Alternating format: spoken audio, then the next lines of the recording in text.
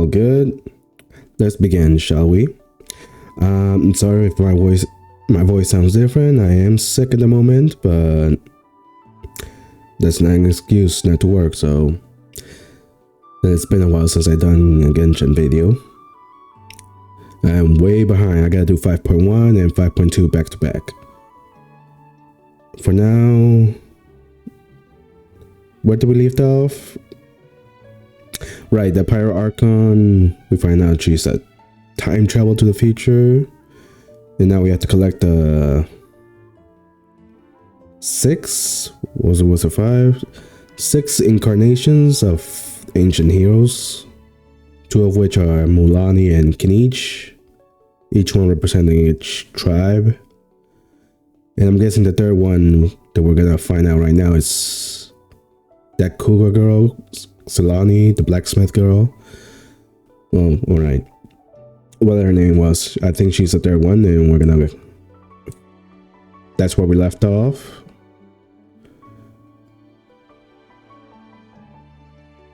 Yeah, we'll continue with that.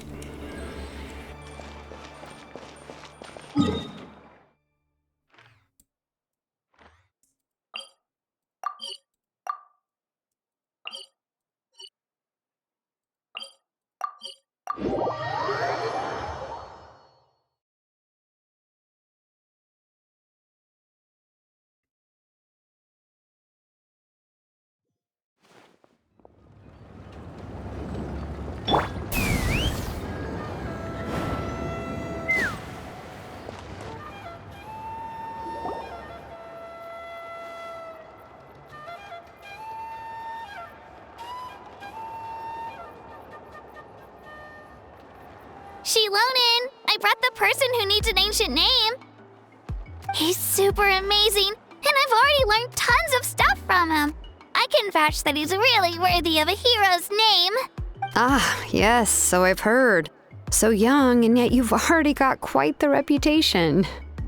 Wait, are you Outlanders? Yes? Yep, we're travelers who just arrived in Natlan not too long ago. No, I mean, I was aware that you're travelers. It's just no one told me that you're Outlanders. Huh? You're saying the Pyro Archon didn't tell you? No, the only thing she said is that a new hero had pledged himself to the plan. But we'd need to forge an ancient name to ensure he'd be able to return safe and sound. And she did mention that it would be quite difficult to forge an ancient name for them, but at the time, I thought she was just commenting on my skills. But I seem to understand where the true difficulty lies now. Are you upset? Oh, I wouldn't go that far. I'm used to it, really. I just need a moment to process things. The Pyro Archon's requests are always difficult to fulfill, and we used to argue a lot. Honestly, it's probably for the better that she didn't bring this up at the time.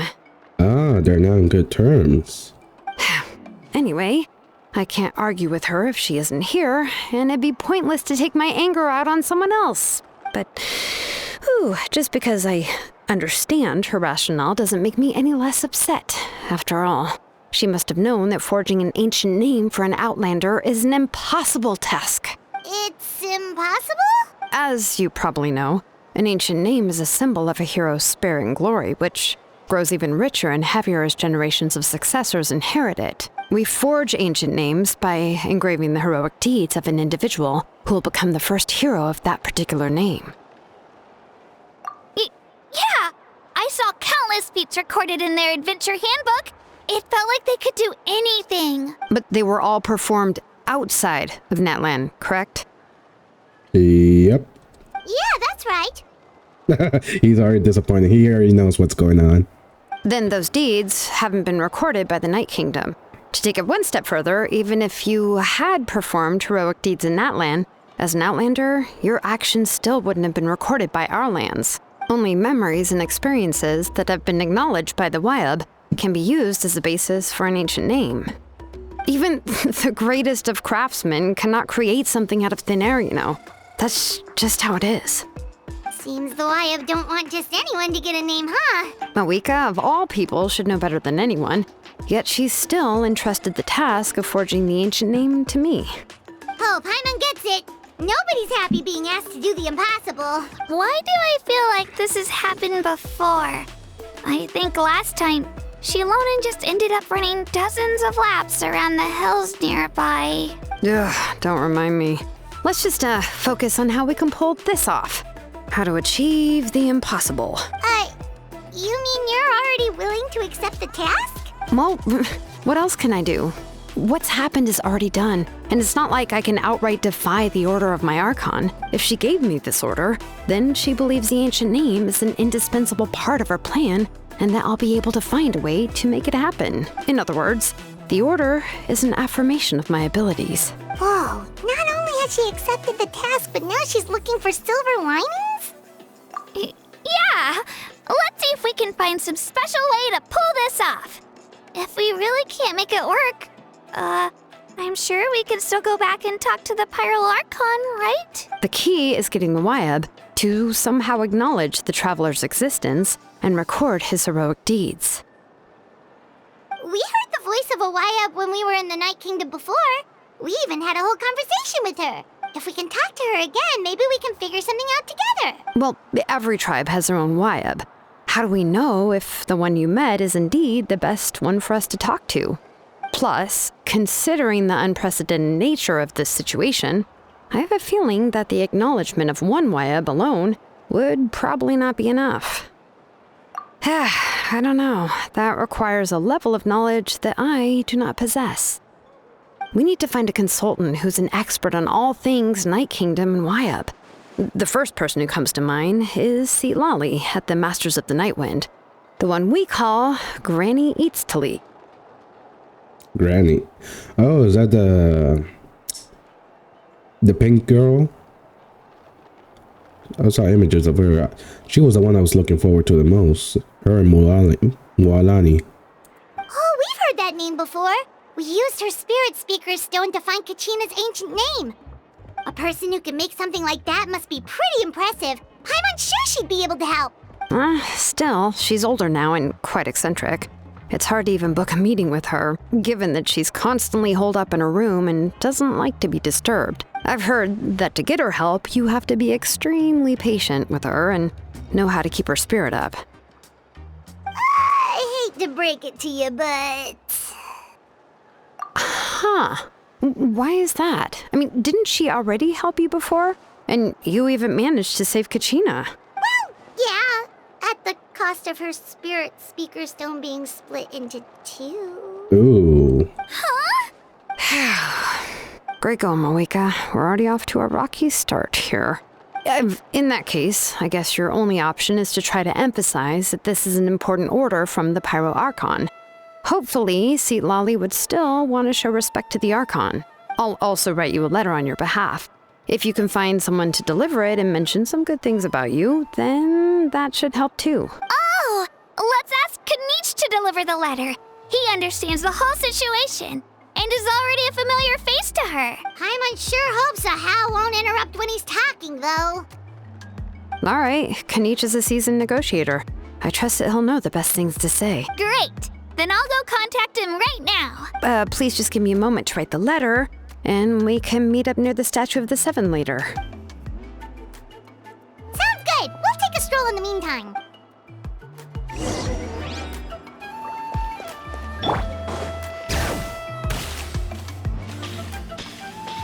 Woohoo!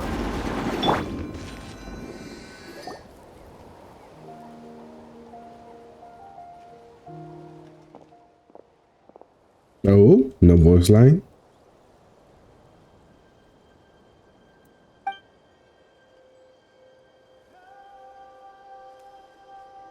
I'm sorry to put this on you, Kanich. It's just that you're probably the only person who knows how to deal with her. Oh, wait, so Kachina and the Traveler also know about the plan? Mm-hmm. Because we all saw a hero of the past rematerialize right before our eyes. And then Mualani said that a ton of knowledge and memory suddenly flooded her brain.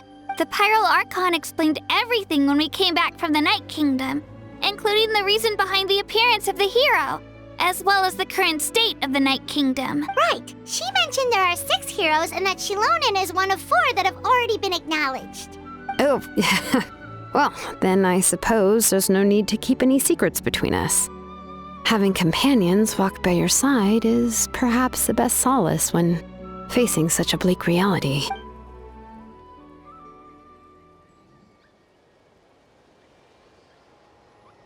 Yeah, someone helped the captain escape the Pyro Archon.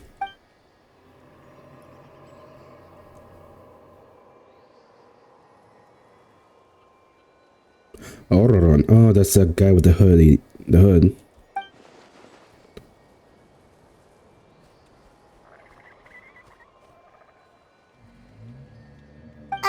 Citlali knows him too?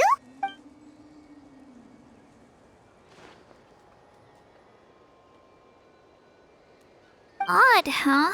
Given how the Masters of the Nightwind love to babble about dreams and revelations, they're already a pretty strange bunch to most. I've never met Ororon, but if they consider him the odd one, he's got to be pretty far out there.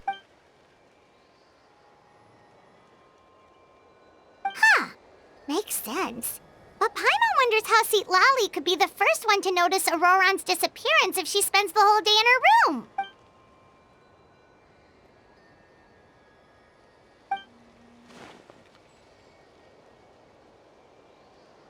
Oh, so if I'm following, you mean we'll help her investigate Ororon and the captain's whereabouts?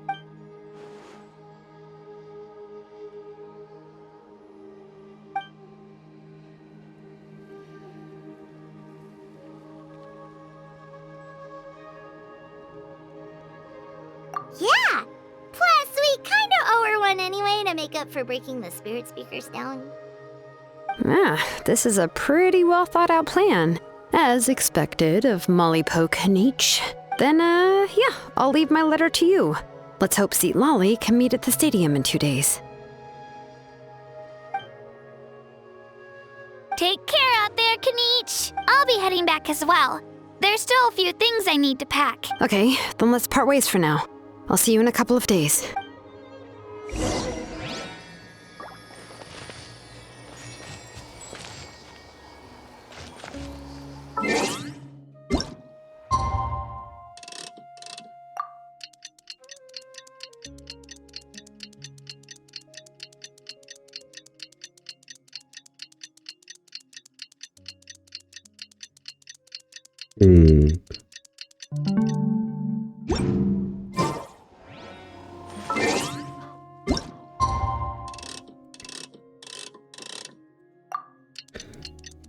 I just don't know what role the captain's gonna play in this chapter.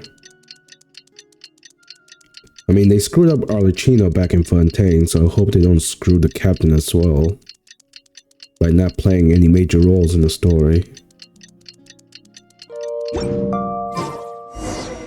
Oh, it's time to meet up with Xilonen. Let's ask her how things have been going.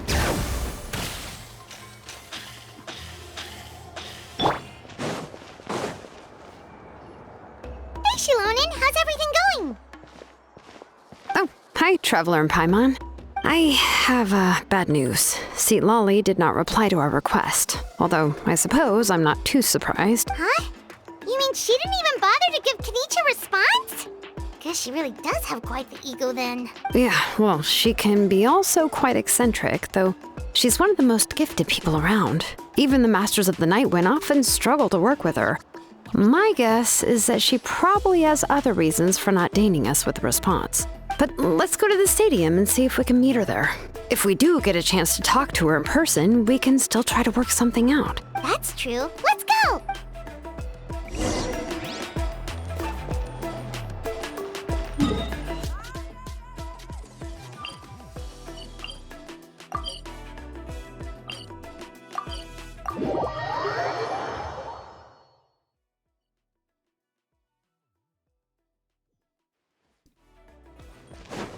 All right.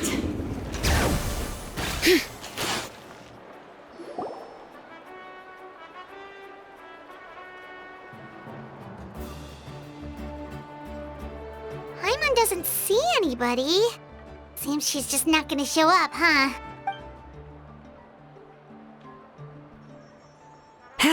Well, we tried to be as considerate as we could, but she's under no obligation to help. That might be true, but this is still a request from the Pyro Archon, right?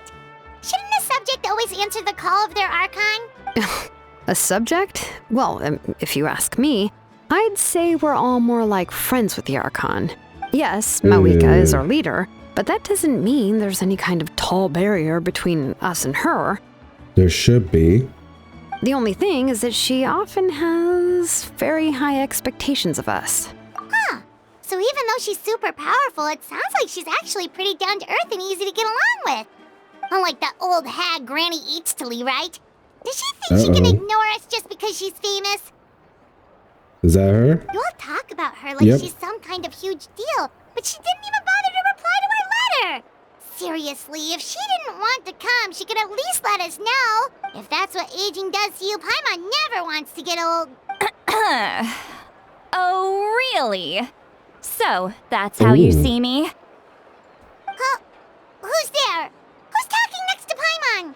Oh, don't mind me. I'm just a disgruntled old hag, right? Come on, relax. I'm sure my bark's worse than my bite. Huh? Citlali. Wait, you're Citlali? You're Granny Citlali? Yes, Granny Citlali. But emphasis on Citlali, not Granny. Looking good. Honestly, I like her design the best out of all the Natlan characters. You must know this trope from light novels, surely. They use it all the time. The young man who's actually the oldest person in the room. The girl next door who turns out to be a seasoned veteran. The wise sage who looks like a little kid. Yeah, that's used a lot.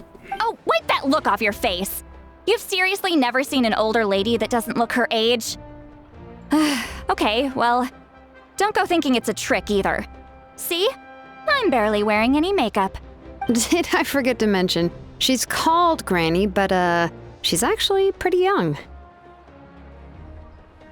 It was an honest mistake. I guess we've just gotten used to it. I'm sorry. So, how old are you actually?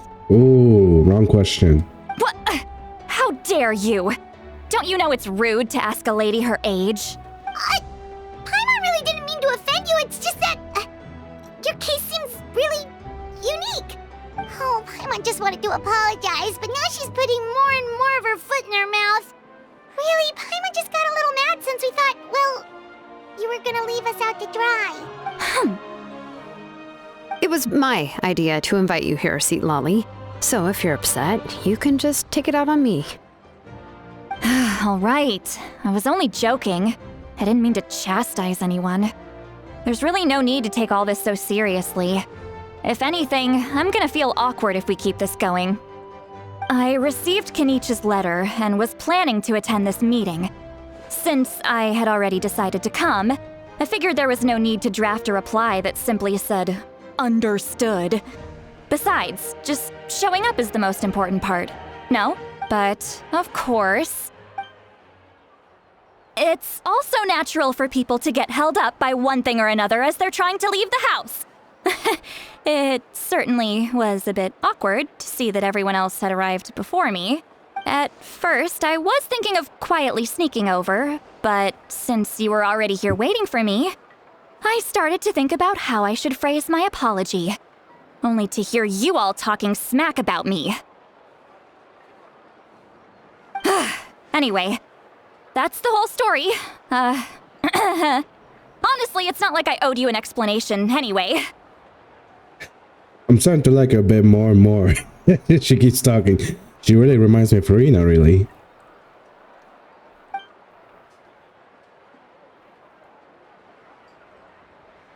Awkward. What's with that expression? Was she feeling embarrassed just now?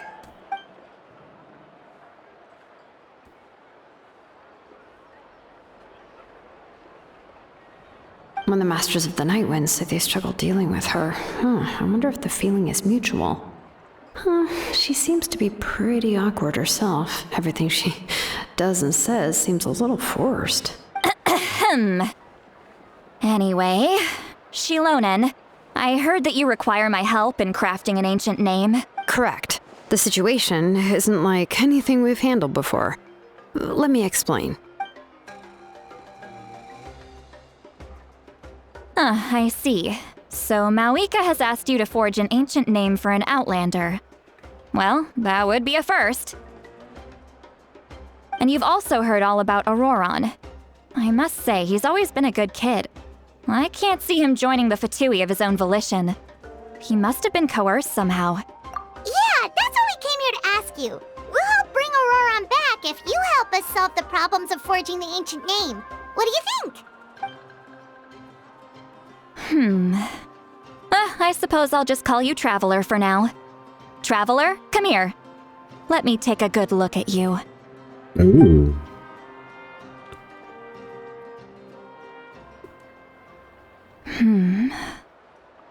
Wealth leads to unending conflicts between people. Yet you alone transcend the value of gold. Baleful thunder and wrathful waves bring terror to mortal hearts. Yet again and again, you've braved them to find new worlds. O weary yet free soul, even the most verdant leaf in the forest will pray for your happiness and safe passage. Those are all the things that I could see in you. You've experienced far more than even most mortals could dream of. You possess the heart of a sincere hero, along with the conviction to lift a torch above your head and walk headlong into the night. Huh? Don't move. There's something here. Huh? What thing? Don't scare Paimon. Is the Traveler gonna be okay? Shoo! What was that? That should do it. You've just returned from the Night Kingdom, so some fragments of souls were still stuck to your body.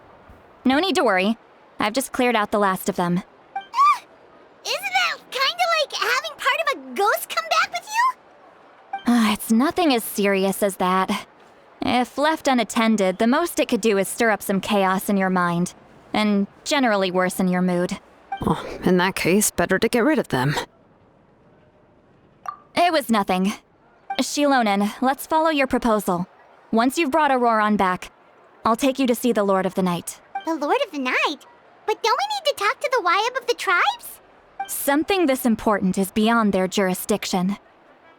Only the Lord of the Night can decide whether we can grant an ancient name to one who does not hail from our lands. The Lord of the Night is an ancient entity that rules over the entire Night Kingdom, constantly borrowing the power of the sacred flame to combat corrosion from the abyss. Oh, so you're basically saying it's even more powerful than the Wyab of the tribes. Well, that sort of makes sense, being the lord of the entire Night Kingdom and all. Not exactly.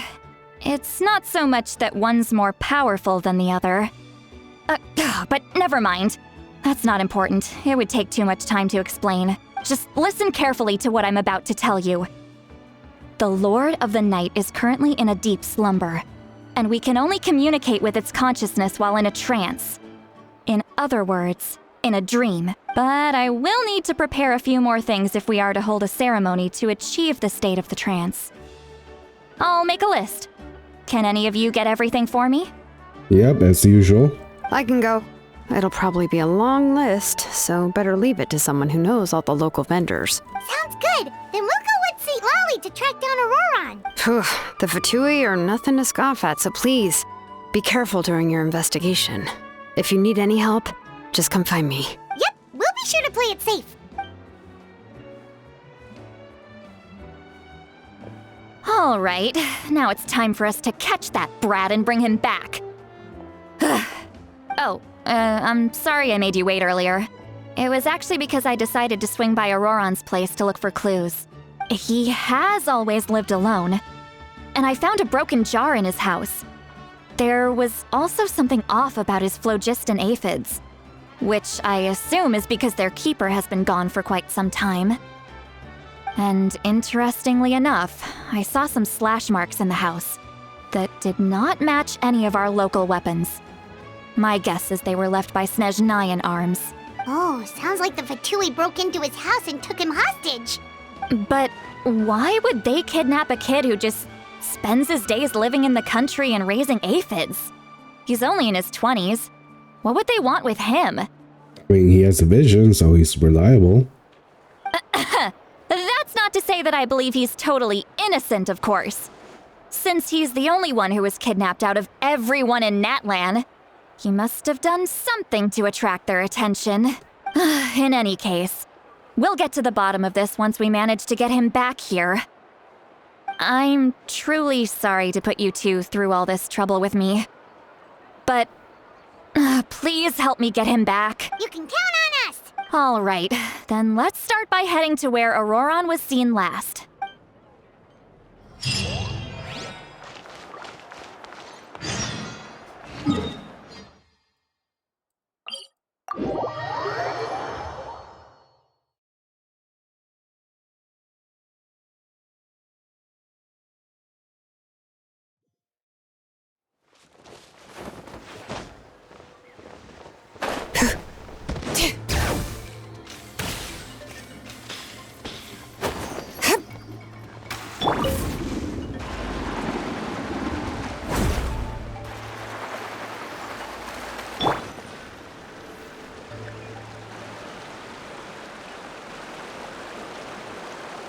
This is the spot. An eyewitness claimed to have seen Ororon speaking to some Fatui soldiers here. I don't know how much you're willing to believe me, but Ororon really is a good kid. I see no reason why he'd suddenly get involved with the Fatui. I'm convinced that what the witnesses saw was actually the Fatui coercing him, or perhaps trying to extract information. However, I doubt anyone would believe me, given there are no signs of a fight. Didn't Kanich say that she's a big name in Natlan? Feels kinda weird to see her so frustrated and helpless like this. Ororon? Well, he was left at the side of the road as an infant, and the people of the tribe took him in. You could say that everyone had a hand in raising him. He learned a lot from us, and once he reached adulthood, he built himself a house out in the countryside.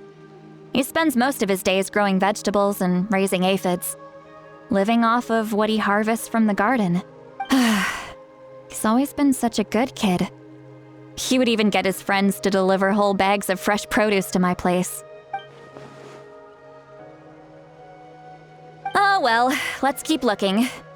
He can answer all of our questions once we find him. He's been raising phlogiston aphids for a long time, and since they were disturbed, they secreted a special type of phlogiston.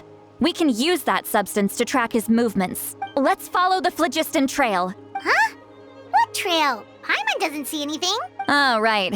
I forgot your eyes don't naturally perceive such things. Here, give me your hand.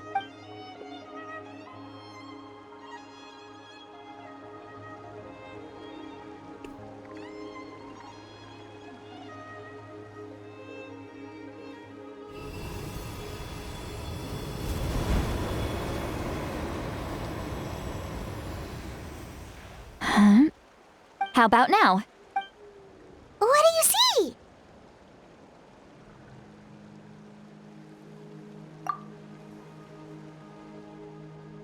Whoa, Paimon can see it now too! That's right. I used a spell to temporarily transfer a portion of my senses to you. For a short while, you'll be able to see the phlogiston too. Wow, you can even share your senses with us? First time Paimon's heard anything like that. It requires a very rare spell that most people aren't adept at. But don't worry, it's a cinch for me. Between the two of you, it seems the Traveler's senses are a bit stronger than Paimon's. When I held your hand just now, I could sense that you've got a great affinity for phlogiston. You're extraordinarily gifted. Anyway, we'll need to use our vision now to track down Ororon. Good luck, you two. Over here, this way! Citlali might say a lot of deep and confusing stuff, but this spell of hers is really something. What does she mean by deep and confusing?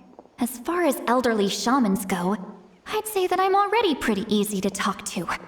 Is there any other old hag who's as fluent in the language of the youth as me? Okay, yeah, she is exactly like Farina. They're the only two characters who have inner monologues. But is my way of speaking still not trendy enough? I've already tried my best to match their speech patterns. But given the looks on their faces just now, or perhaps I'm still not fashionable enough? But that can't be, right? Don't tell me they're still getting the impression that I'm super old-fashioned. Huh?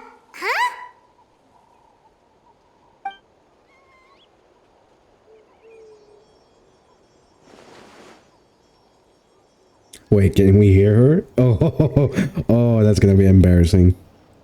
Was that Citlali's voice?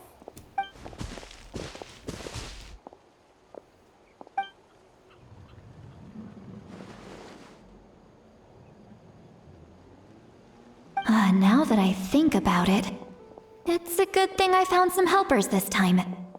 Some things are best done with the help of friends.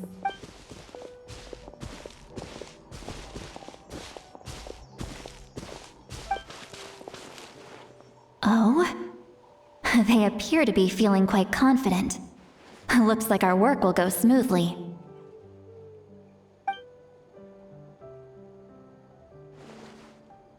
Looks like the link is just one way. She can't hear us.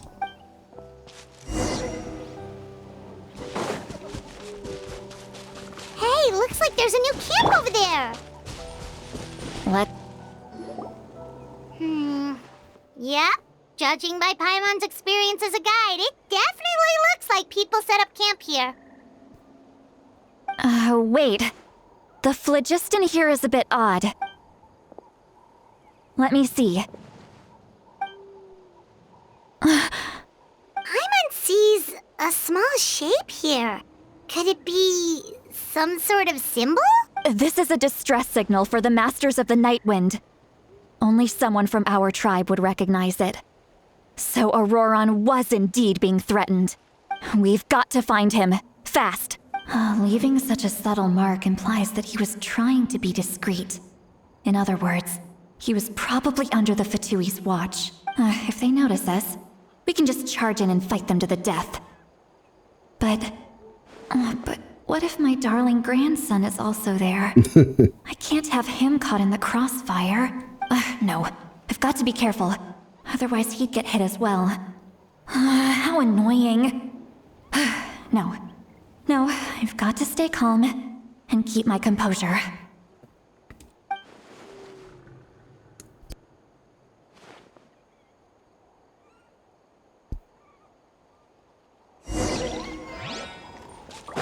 Woohoo!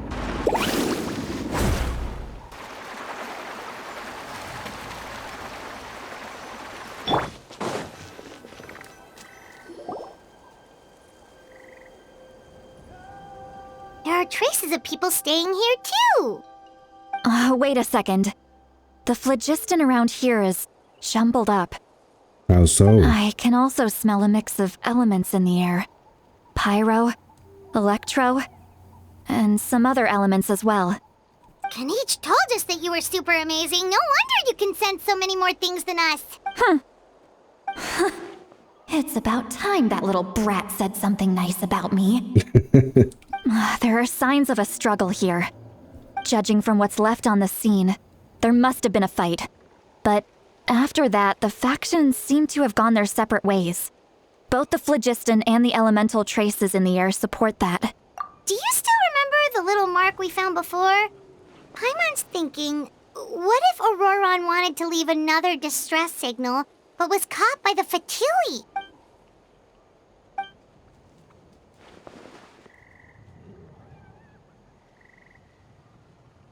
Given there are two signals leading from here, we should split up as well. I'll take this direction, and leave the other one to you. Let's meet up again later. Ororon! What the heck were you doing? It's one thing to trouble me, but now I had to bring other people into this as well. You little brat. And off she goes! Traveler, did you hear all of that as well? Once Citlali left, that voice went away as well. Paimon even tried calling her name inside Paimon's head, but there was no response. So you were thinking the same thing! Paimon also thought that if we could hear what she was thinking, then she could probably also hear what we were thinking in our heads. She did say that she was quite adept at this spell, and it doesn't sound like she's had any trouble with it in the past. Huh, maybe we're a special case and can hear her thoughts as a side effect. If you think about it, she's really got a lively inner world. It paints quite a different picture from Paimon's first impression of her. Woohoo! Paimon sees some traces here. Let's follow them and see if we can find anything up ahead.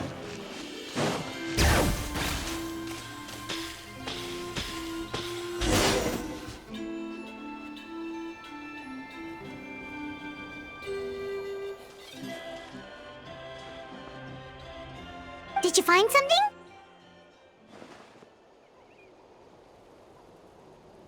Huh. So we can't tell where Ororon might have gone from here. That's weird. The phlogiston trail suddenly stops. We can't make anything of these footprints either. But he can't have just evaporated into thin air, right? We know he wasn't alone. He had all those Fatui with him. So, you can hear the sounds of the wind from beneath the earth. Who? Was that him? Oh, Paimon's gone. Thank goodness.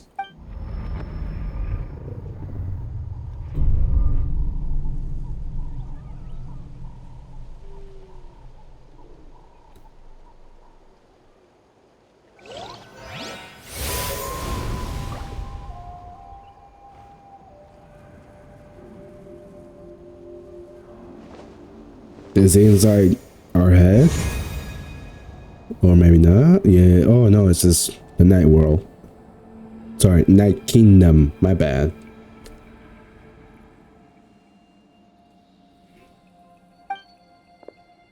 And there he is. I'm very sorry, but please do not move. I have no desire to hurt you. I apologize that our first meeting has to take place like this. It's just that you're much like one of those animals with ears that perk up as soon as it senses danger in their environment. And given your combat proficiency, I would not have been able to gain an advantage over you if you were anywhere else in the world. However, you're now in the Night Kingdom, a familiar domain to the masters of the Night Wind. Hello, traveler. I'm Ororon, the one you've been searching for. Man, I like how you look, but the voice is no match. Not one bit. Ah, the Fatui's custody. I see. So even Granny has told you that I was coerced by the Fatui. I'm afraid you've been brought here by a lie, like a false omen in the lingering smoke. My friend and I only left those traces to lure you here. Deceiving you was never our true intent, however. It was simply the fastest and most feasible way for us to set up a meeting. Greetings, traveler from afar. Oh, the captain's here as well. That's not good. Be careful with this traveler. His soul is temporarily restrained by us, and it appears to have become more fragile in the process. It's taking all my concentration to hold on to him. It was I who tasked Ororon with leaving the traces to lead you here, and I who used the Master's ritual to bring your soul to the Night Kingdom. I've heard much about you from the past encounters you've had with my colleagues. Given the present situation in Natlan, I would like to sincerely request a formal meeting with you, in person. I will use the opportunity to explain my goals and motivations to you, as well as why I mistrust Malwika, the Pyro Archon. I believe there is little reason for you to blindly follow her plan. If you would like to hear our intel, then find us to the east of the stadium. But remember, not a word of this to anyone. I would like to avoid any further conflict. You will see me again once you return to reality. No matter what I say, please, help me keep this a secret. This is all to avoid dragging Granny into this conflict.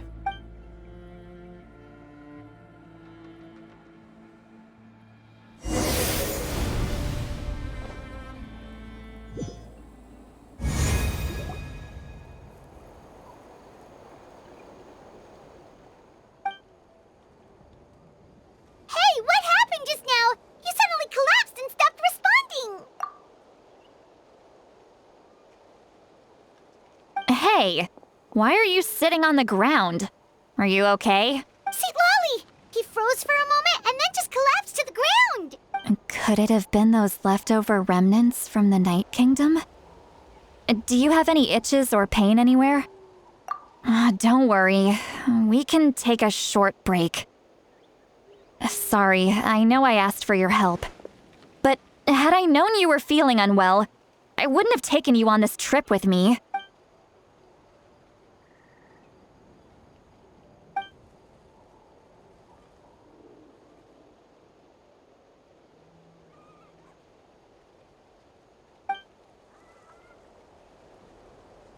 If you're feeling sick, you should just say so.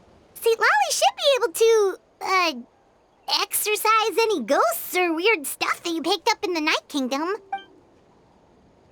A seasoned traveler must know the importance of not pushing yourself beyond your limit. If you need anything from me, just say the word. In any case, let's take a bit more time to rest now.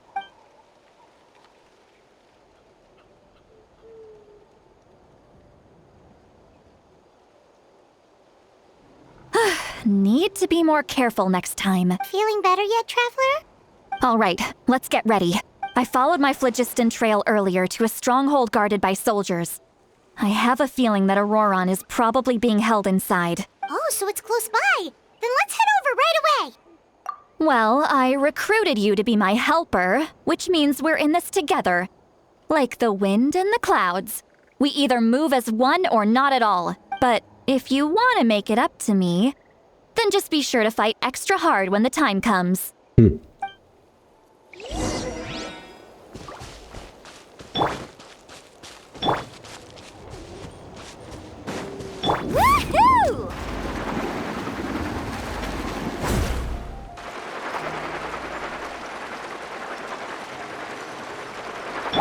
We're way behind schedule. Look over there. Huh? Paimon thinks she sees someone in the middle of the camp. Yep, that's him. That's Ororon. So he really was taken by the Fatui. All right, we'll take the lead.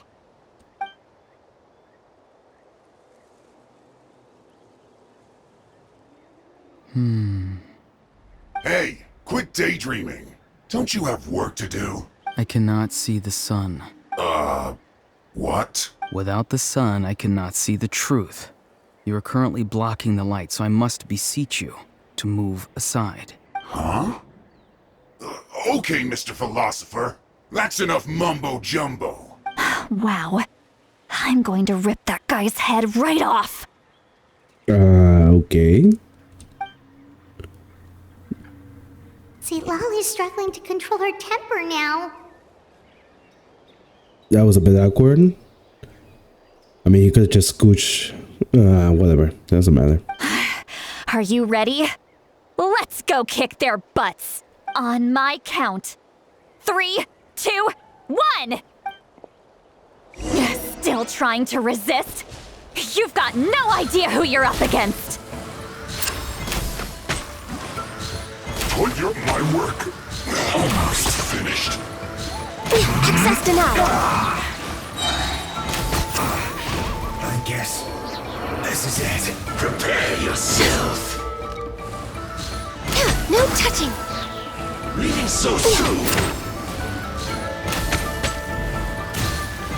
No. You can't run from death. Access denied.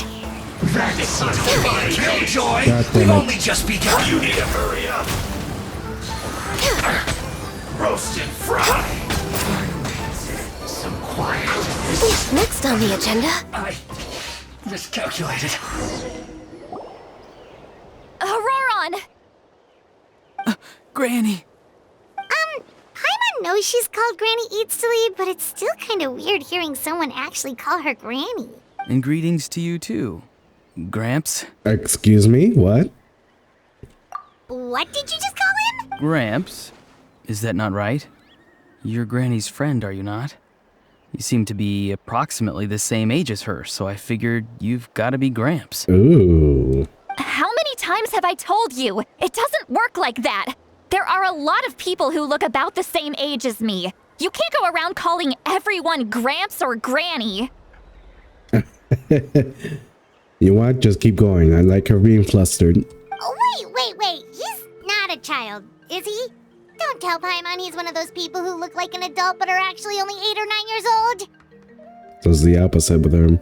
Oh, your words have pierced my heart like a thorned vine. Given how hard those thorns are to remove, I may just need to find a pair of tweezers. Why are you so upset? You can just say yes or no. Of course I'm not a child. It's just, Granny always taught me to show gratitude where it's due. And since the Masters of the Night Wind raised me collectively, I basically see everyone above a certain age as an elder I should look up to.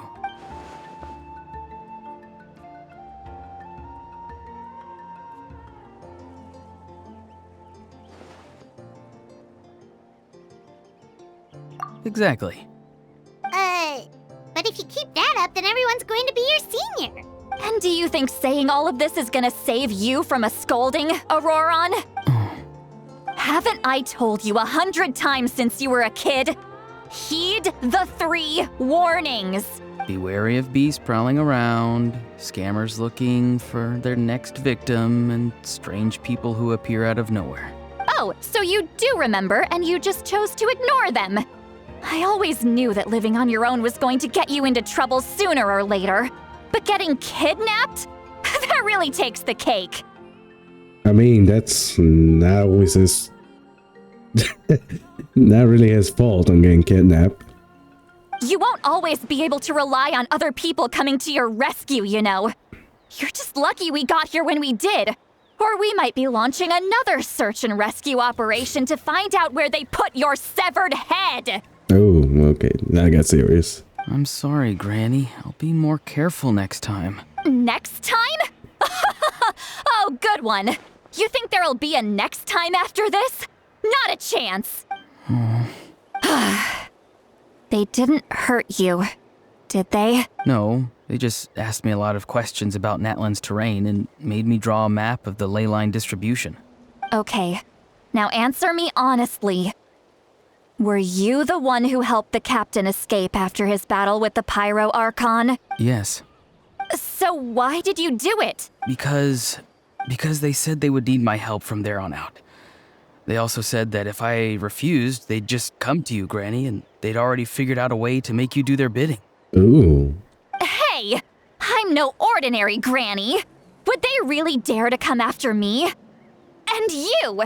Did the gods give you a brain just for you to not use it? Did you really believe everything they said at face value and not stop to think? I mean, their captain can fight on par with the Pyro Archon, so... yeah, they could force you. Thankfully, the Pyro Archon only asked that we find the mysterious individual from the Masters of the Night Wind and didn't slap your name on a wanted poster. Don't think for a second that she doesn't know what's happening. Even if the truth that you see will soon manifest into reality, there is still no need to preemptively panic. Have you forgotten the words that I've taught you? I'm sorry. Forget it. We can submit the details of this camp and the defeated Fatui as evidence of your innocence. Let's clean this place up and get back to the city. Ororon, you better remember this lesson well and seriously reflect on your actions. Also, once we return to the city, come to the speaker's chamber with me. I'll need you to explain everything. Sounds good. Should I bring some of my homegrown vegetables as well? Your vegetables? Yes. I grow a lot of fresh produce in my garden. I hope the Pyro Archon won't be too picky about the selection. Now's not the time to be thinking about that. If you do come face to face with the Pyro Archon, the first thing you should do is... Recite the 3 warnings. Huh? No! You should emphasize that you were not in cahoots with the Fatui! How exactly did the masters raise this guy? Oh, right.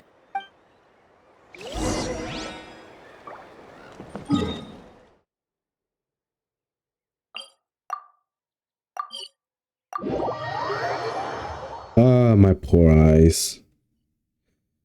I don't need this at this time.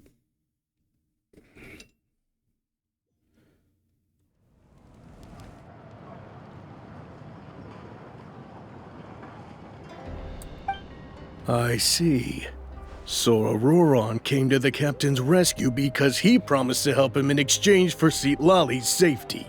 That's right. I'm sorry. Now that you know Ororon was only trying to protect another member of his tribe, could I ask you to petition the Pyro Archon for her forgiveness? We'll give her a full report. We'll let you know once she's reached a decision. Will I need to stay here? Technically, yes. But if Miss Citlali is willing to serve as your guarantor, then we can release you from custody. Sure. I'd be happy to do that. I don't have any more time to waste here. I still have other things to do. Understood. Thank you very much. Mr. Ororon, please report back to the Speaker's chamber as soon as you've received notice of the Archon's decision. I understand. Thank you. And thank you too, Granny. Well, at least you won't need to hide your face anymore. Traveler, Paimon, thank you very much for your help. And don't worry, I haven't forgotten about my side of the deal. Once Ororon is settled, I'll go talk to Xilonen and get started on forging an ancient name for you. Oh, thank you! You scratch my back, I scratch yours. It's as good as done. You can just go twiddle your thumbs or something while you wait for the good news. Bye for now. Come with me, Ororon. We've got to find you a place to stay for the night. Goodbye, Gramps.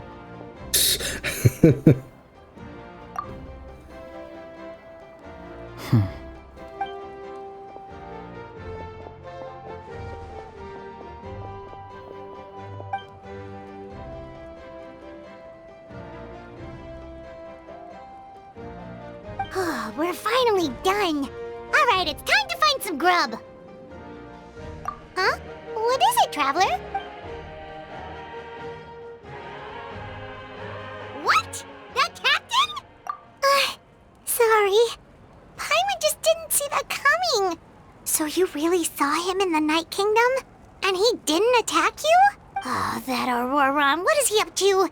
He sounded earnest enough just now. Paimon would have never guessed anything was happening. All that stuff about protecting Citlali and being forced to help the Fatui, when he's actually been a willing accomplice all along. Yeah, you're right. Still, Paimon appreciates you telling her about this. Paimon will support your choice no matter what, so if you want to go, we can go together. We still have another whole day before the meeting, so we'll just meet with them when the time comes. More waiting.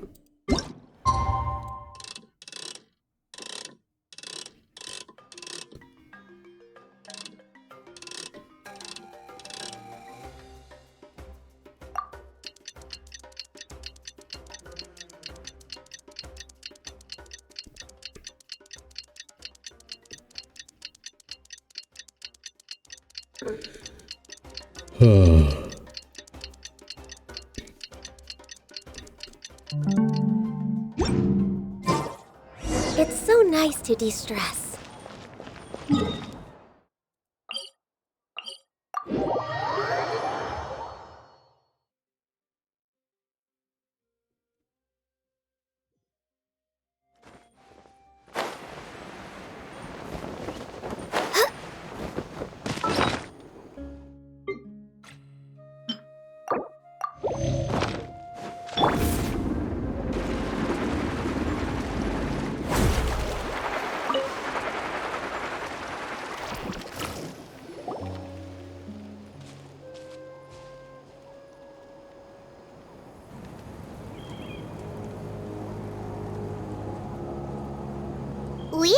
Paimon doesn't see anyone.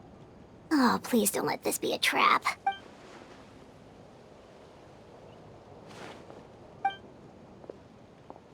What was that? Good evening. Nice to see you again. It's you. You shouldn't pop up from behind people like that. What are you, a ghost? I'm terribly sorry. It's just a force of habit. And what's with you apologizing all the time? You sound so polite and honest, but you're actually doing shady stuff behind people's backs. You're right. Granny tells me that too. Huh. Come to think of it, you remind me of her. Sometimes you two sound really similar, you know. Oh, so you're gonna call Paimon Granny too now? Well, I could. Oh my god, this guy.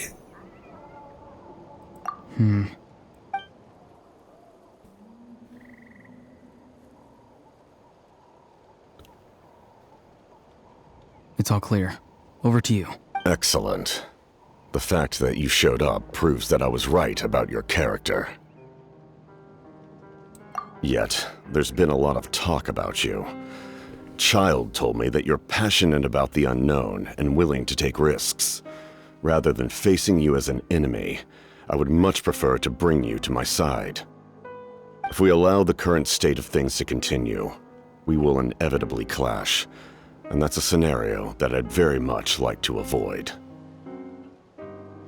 I've long heard of your exploits across the nations. Though you have crossed swords with my colleagues many times, I know that you are by no means an unreasonable person. And once you've learned the truth that the Pyro-Archon Malwika would never willingly share with you, you may just find it in your heart to consider my proposal. And that will be? I assume you've already been informed of the Pyro-Archon's plan. In order to defeat the Abyss and save Natlan, she still needs 2 more heroes to appear. Wait, how did you know that? Never mind. Guess that's not important now. I've long kept a close eye on her plan. To be frank, it's an exceedingly risky plan. Will the heroes really appear? And even if they come to her, will their power be enough to drive the Abyss back? It's not 100% guaranteed. At best, it's the 50-50, right? If any part of the plan goes awry, all of Natlan, even all of Teyvat, will pay for her mistakes. Now, you may have been led to believe that this is the only plan available to her.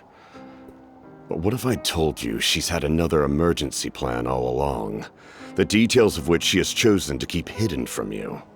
An emergency plan? This wouldn't happen to involve sacrificing us, does it? Yes. A way to keep Natlan intact, even if her original plan fails. But given the painful cost of its execution, she has chosen to keep it as a mere backup plan. Whether this stems from hesitation, fear, or even naivete, I cannot say.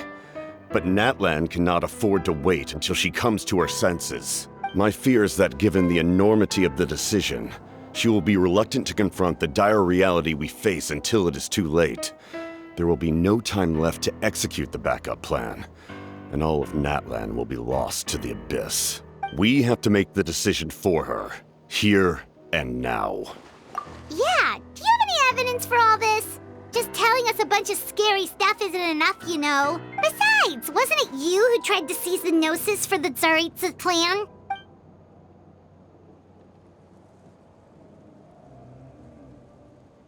I knew you'd be clever enough to see. That's right. I did not seek the Gnosis for the Tsaritsa. Since I was defeated in battle, I must put to rest my thoughts about the Gnosis. But even so, my desire to save Natlan remains unchanged. And now, I have found a new way to solve the crisis. We can implement it immediately if we reach an agreement. Why does he care? Unless he's a native of Natlan, just like Archina was a native of Fontaine. Someone's here. Huh? The captain disappeared! Something is rapidly approaching. Oh no. Something! Bad news, chump! It's your granny! Citlali! When did you get here? I knew something was amiss after we were separated. hidden ceremonial tools, an unconscious traveler. I must say, I'm very curious about what you're up to. How dare you go behind our backs like this, Ororon? Colluding with the Fatui? Really? Oh, here we go again. Cat got your tongue, huh? You really think you can avoid a scolding just by staying quiet? I'm not trying to avoid anything. Oh, and now you're talking back. Well, go on then. Explain yourself. What the heck are you up to? I'm sorry, Granny. I feel so guilty. You! That's it! Where are my tools? I swear if I don't teach you a lesson right here and now, I'll... Wait, Citlali! Please, calm down. We, still learned a lot of info, didn't we? Like the fact that the captain isn't trying to seize the Gnosis anymore. So, maybe just save the scolding for later, okay? Listen well, Ororon. You're only getting out of this now because of the Traveler's plea. This isn't over. You hear me? You're right, Traveler. Let's go. We can discuss this more back in the city. You two keep an eye on Ororon for me, okay?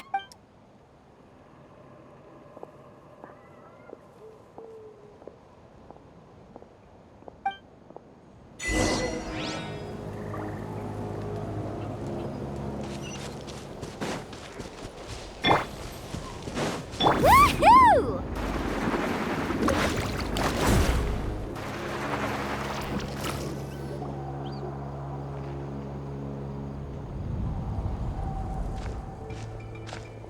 In all my years, I've never had a child cause me so much grief. Do you seriously not see what's at stake here? You've got a head on your shoulders, Ororon. Use it! Why did you help the captain? And I want the truth this time. No answer? Think you're being smart? Then let me ask a different question. What does the captain want? What is his purpose in Natlan? To save it. Or not? Really? You're just going to stonewall me?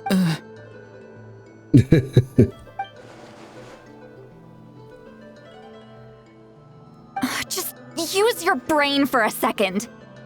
What do you possibly stand to gain by helping the captain? Only endless trouble awaits you and everyone in the tribe. You've always been a good kid. Why would you throw that all away now? If you're worried about something, just talk to me. Granny would much rather we had a conversation instead of constantly clashing like this. Why is he staring at us all of a sudden? I'm sorry that you have to hear all this. Indeed. It's like going to visit a friend at his house, only to suddenly hear your friend berating a naughty Saurian. Well, that's an oddly specific analogy. Wait, did one of your friends really do that? Yes. Oh. And every time my friend scolded his Saurians, they would look at me the same way you're looking at me now. Helpless and embarrassed. Wait, but you're the one getting your head chewed off. Stop making this about us! Indeed, you've got a point. Then please just hang in there for a little while longer. Granny should be done with her scolding session soon. Oh? You dare gossip between yourselves instead of listening to me? You... Sorry, Granny. Sorry, Granny. Sorry, Granny. You know what? Fine.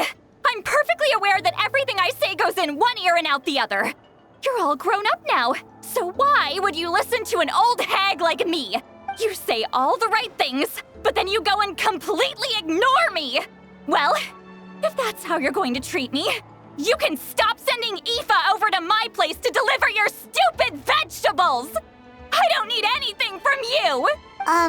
Who's Aoife? A delivery person? That's irrelevant. The point is, he hangs out with this kid, so he must be no good. You kids get to a certain age and suddenly act like you know it all.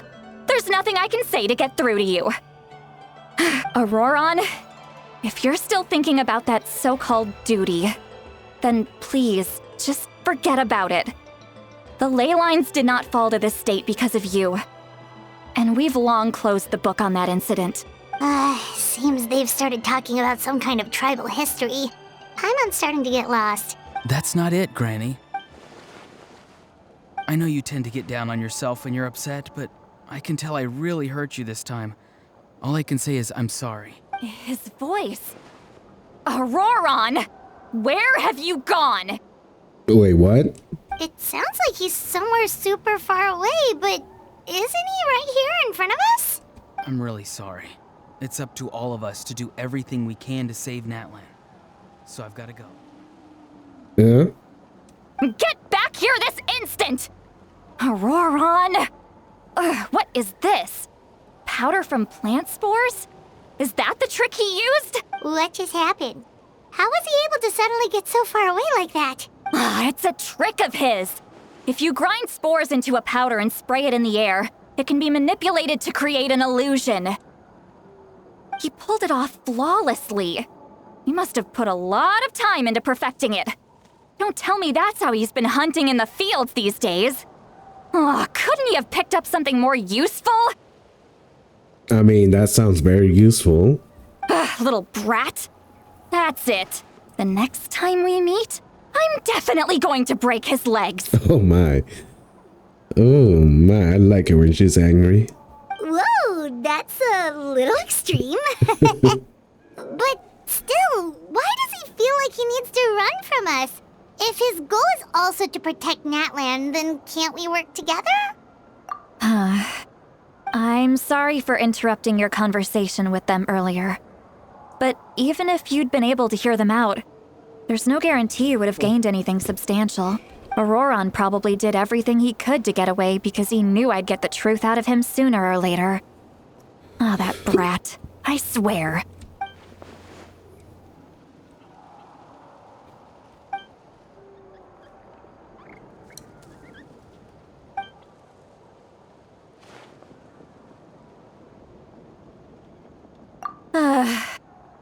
We've got quite a long walk back to the city. Let's take our time. It'll give me a moment to figure out how to explain all this.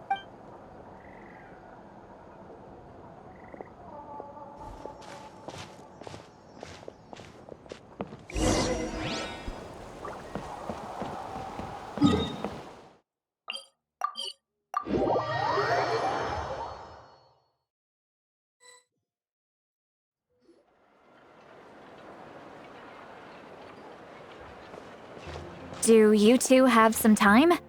Feeling hungry? How about we get something to eat? Oh, right. It's been a while since we last ate. Now that we can relax, Paimon just realized how hungry she is. Then let's go. We can find somewhere to sit down and talk. Food and drinks are on me. How did this become Paimon'sville? Citlali looks quite down on herself. All right. It's on Paimon this time. What's one meal to the best guide in Teyvat? So you can just sit back and enjoy, Citlali. Paimon will take care of it. Hey, come on now. You won't even let me take you out for some food and drinks? I just wanted to treat you to a meal. Are you sure? We can save you some Mora. Mora is the least of my concerns. Besides, we're definitely due a meal after all the time we've spent together. Let me get this one. I might be an old hag, but I like to think I'm not completely useless. Sure, that's fine with us, but Paimon doesn't want you to be sad, Citlali. Don't worry. I'm sure a juicy grilled steak will work wonders.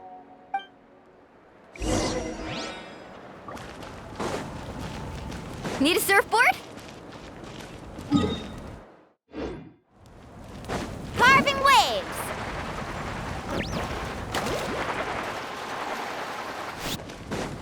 All right.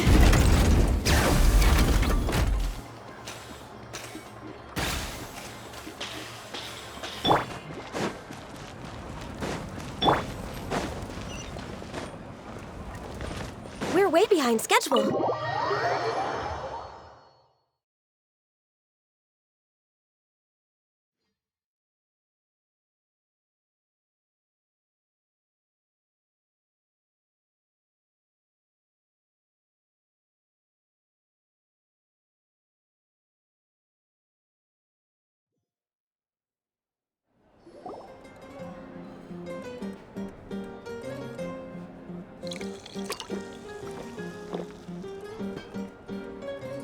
Ooh.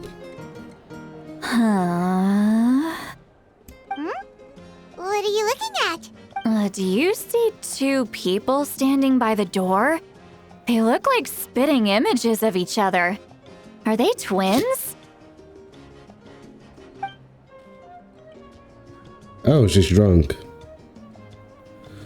Was that first? Paimon only sees one person there. Huh? How could that be?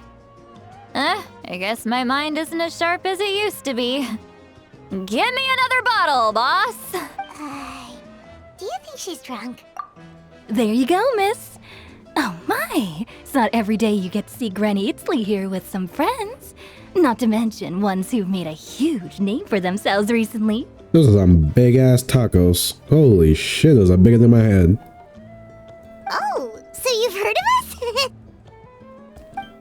Of course I have. Aren't you the ones who saved Kachina and brought her back? No wonder you hit it off with Granny Citlali. She wouldn't spend time with just anybody, you know. I don't even remember the last time I saw her with a new friend. Wait, so you call her Granny too? Well, given our ages, it'd probably be more accurate for me to call her my great-great-granny. She's one of the most famous people at the Masters of the Nightwind. Most days, hardly anyone even dares talk to her. Huh? Gossiping about me right in front of my face now, are you, Chonka? Oh, please, Granny, I wouldn't dare. I'm just beyond happy to see you bring over some new friends. After all, any friends of our regulars are sure to be great customers too. All right, that's enough. Go on now.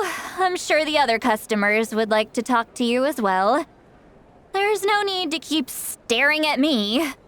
I promise I'll keep my alcohol down until I leave. Well then, you have my thanks.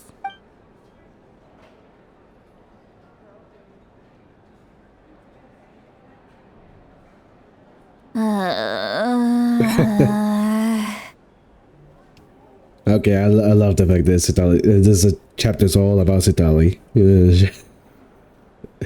She definitely has more character than everyone else. Even more than Mulani, surprisingly. Citlali? Citlali? Who's that? You got some gall calling me by my first name. Let me guess. You want to test your skills against Granny Citlali, don't ya? Are you still with us, Citlali? You're kinda talking to no one. You chumps come around here, picking fights with me? Well, you know what happens next. You lose, and then run off home to tell everyone about how I'm this big scary bully. It's always the same story. You brats start it, I finish it, and then I end up with the reputation of being some kind of terrible monster among the shamans. I mean, come on. Monster? Me? Really? What did I do to deserve that? Granny Citlali, you're not a monster at all. Exactly. And while we're at it, I'm not some lazy slacker either. Between meditation, advising the chief, and speaking with the Wyab, I actually have a pretty packed schedule, you know. Oh yeah. And I have to mentor all the new kids. Hey, new kid. Yeah, you. Don't play dumb. Didn't I teach you how to find phlogiston? You see? I know my stuff. I'm a good teacher. You tell him. That's more like it. About dang time someone showed me a little respect. Yeah, Granny's a hard worker, all right. You can always rely on old Granny.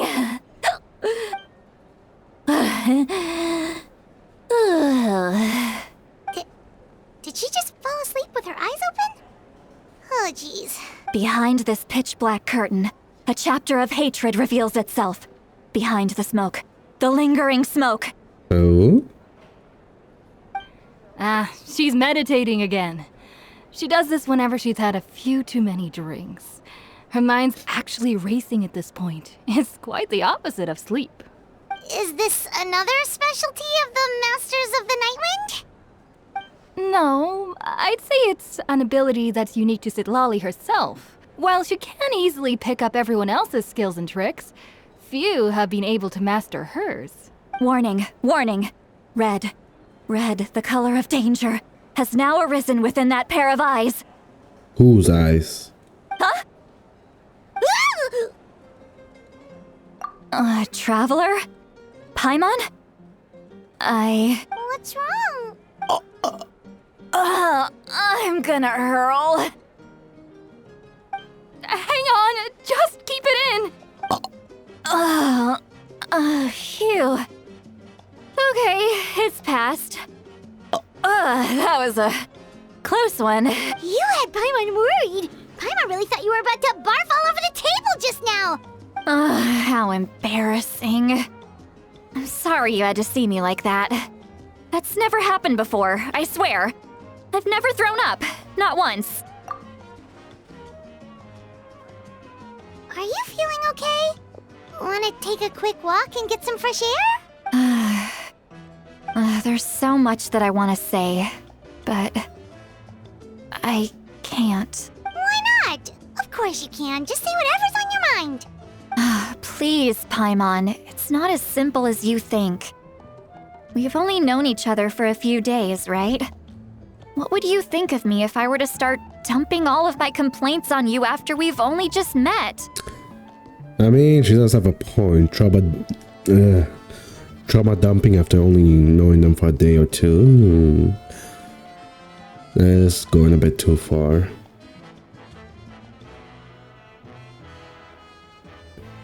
But you know what? I don't care. I still like you. Oh, Paimon gets it. You're hoping that we wouldn't think less of you no matter what you're about to say. No, that wasn't my point at all.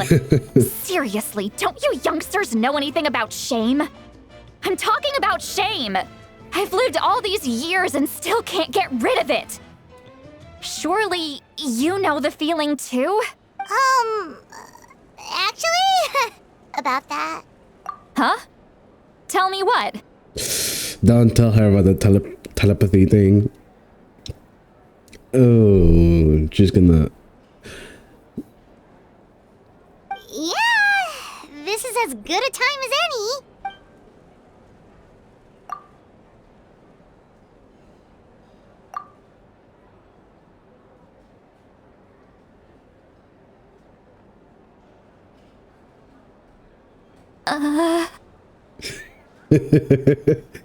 What's her reaction? So, you heard my... It's okay, Citlali. You had every right to complain about those things. I can't take it anymore! Why do these things happen to me? Hearing me mumble under my breath is one thing, but hearing what I mumble in my own head? That's too much! It's just like when you're rolling on the floor in your pajamas, but you forget to lock the door, and someone bursts in to deliver cabbages and sees the whole thing! So that, happens to you a lot. It happens to people in general, okay? No. Doesn't matter if you're 200 years old or 1,000 years old. Everyone rolls around in their pajamas sometimes. I was just picking something generic. Take a walk with me. I have things to share with you. Looks like she's completely given up. Like those criminals who just confess everything and accept their fate.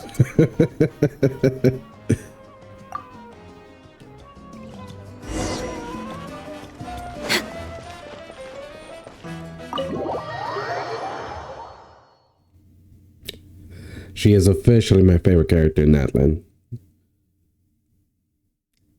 I still wouldn't put her on par with Farina, but she's getting very close.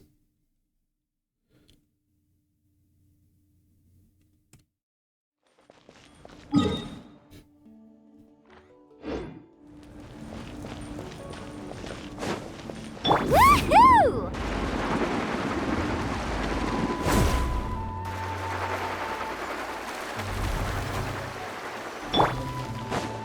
Dang it!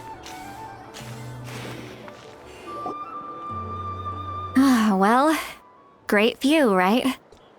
I love coming here by myself. Wow, it's beautiful!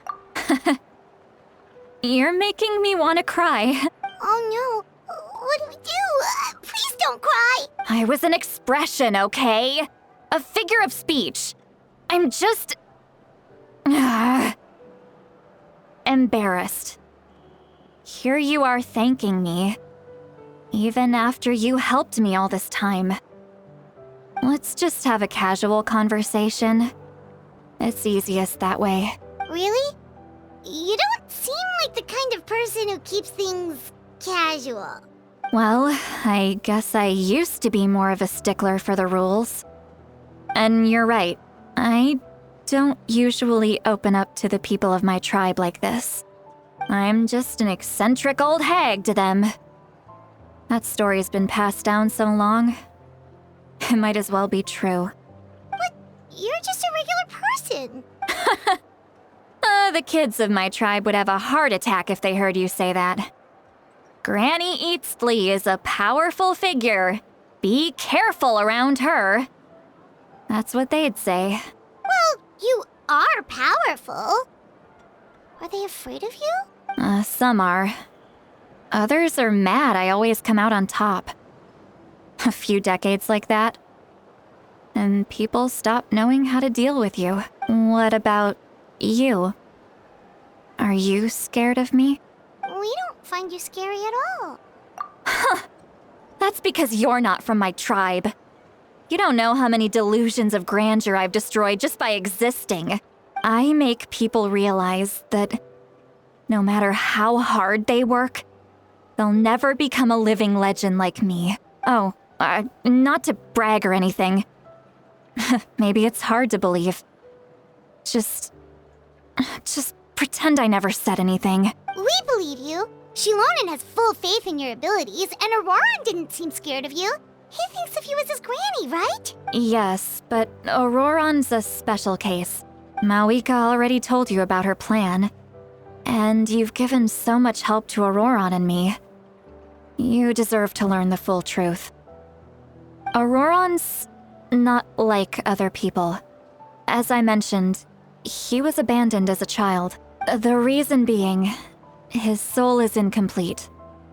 The Masters of the Nightwind view this as a bad omen, capable of bringing about illness and misfortune. Incomplete? So where's the part that's missing? Is it in the Night Kingdom? Or does someone else possess it? No one knows who his parents were. He was just left on a rock in the wilderness. It's a miracle he wasn't devoured by some wild beast. Don't tell me he's related to Captain. Or the Captain is the incarnation of that missing piece of his soul. So basically, they're one of the same coin. One side of the same coin, that's what I meant. The Masters of the Nightwind believe they can see human souls. And in Ororon's incomplete soul, they saw a possibility for Natlan. A possibility to turn Ororon into a vessel for lost souls. Ooh? The ceremony would allow lost souls to gather within him. Ororon would then be sent to the Night Kingdom to return the souls to their rightful place, strengthening the ley lines and completing the ceremony. Wait, that doesn't sound right. Now, you see the problem. When damage occurs to the Night Kingdom, the souls held within disperse and remain adrift, unable to find a way back to the ley lines. This loss of souls damages the Night Kingdom even further. The ceremony can send back countless souls at once, which would benefit the Night Kingdom and the souls themselves. Of course, the vessel, Ororon, would be sacrificed in the process. I wasn't surprised the chief at the time came up with the plan. The ley lines were already in a terrible state. A suitable candidate for the ceremony appears, and now you have the chance to make things better. Of course you're going to take it. Yep. For the good of the majority. When the chief asked for my opinion, I didn't give my approval. But I didn't object either. So they went ahead with the ceremony. It failed, and Ororon escaped with his life. Pathetic, isn't it? By not objecting, I basically gave them the go-ahead. Maybe they didn't have my explicit approval, but it's not like I did the right thing. If the ceremony was successful, Ororon would probably be dead. I mean, it's not a matter of good or bad. How do I word this? If Ororon sacrificed himself of his own free will for the greater good, at least for the majority of the people, that wouldn't be bad, but wish I'm good with words. I'm not sure I could word this correctly. But this is definitely not a bad choice. I mean, it would be a bit if they forced him into it, but if he gave himself willingly, that's another matter completely, but... Damn it, I'm too sick and too sleepy to think this through. Of course, in my tribe, death is rarely something to fear. But what kind of message would we be sending by sentencing a newborn to death? By using a human life as a tool? Oh, he was a new... Oh, so he was still a baby when they did that. Okay, never mind. I thought he was already an adult. That's a different matter now. Oh, I take that back. It's not right. So, when I learned the ceremony had failed, I was ashamed by my inaction, and absolutely relieved by the result. The plan was never a secret. Or, I guess I should say, there was no point to keeping it a secret. A simple investigation from Ororon would reveal everything. Everyone thought he would be happy he survived. And he never really said anything to the contrary. But just as I was about to put all of it behind me, he asks this question.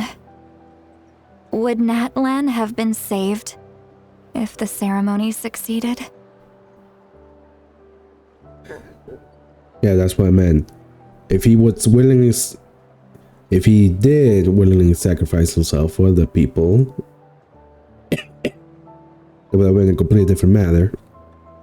Instead of being forced to do it. Wait, but it's not his fault. He knows that, but he still feels guilty. Ororon has a strong ability to perceive souls, more than any of us. He understands just how dire the situation with ley lines has become. Maybe he chose to work with the Fatui because he still thinks he owes a debt to Natlan. I can only imagine what they told him. Traveler, didn't the captain say he found a way to solve the crisis? Maybe that's what brought Ororon into this. Anyway, we can't just let things go on like this. We have to convince him to come back. You don't look so good, Citlali.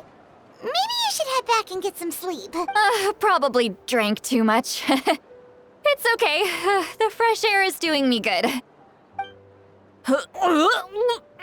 Okay. Forget that. I need to go home. I hit it a little too hard.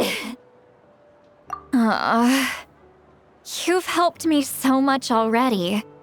How do I even begin to thank you? Hey, we're friends, aren't we? Besides, you already said you owe us a favor, so you don't need to worry about us. Good point. Well, I'll go home and get some sleep. We can figure out our next move in the morning.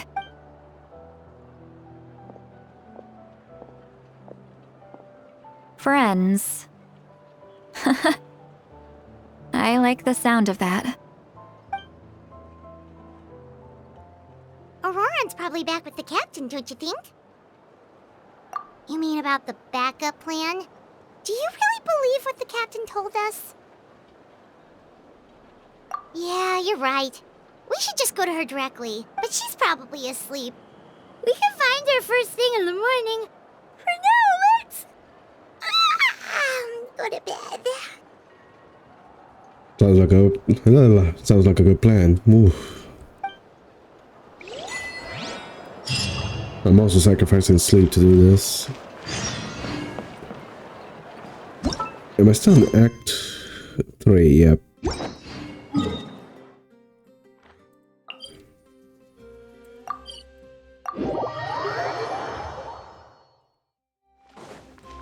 Woohoo!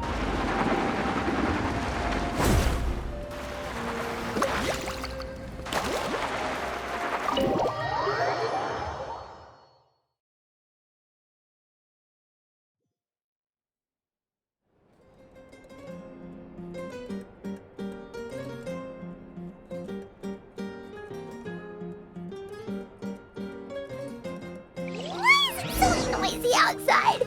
Paimon still haven't sleep. Well, guess we should see what's going on.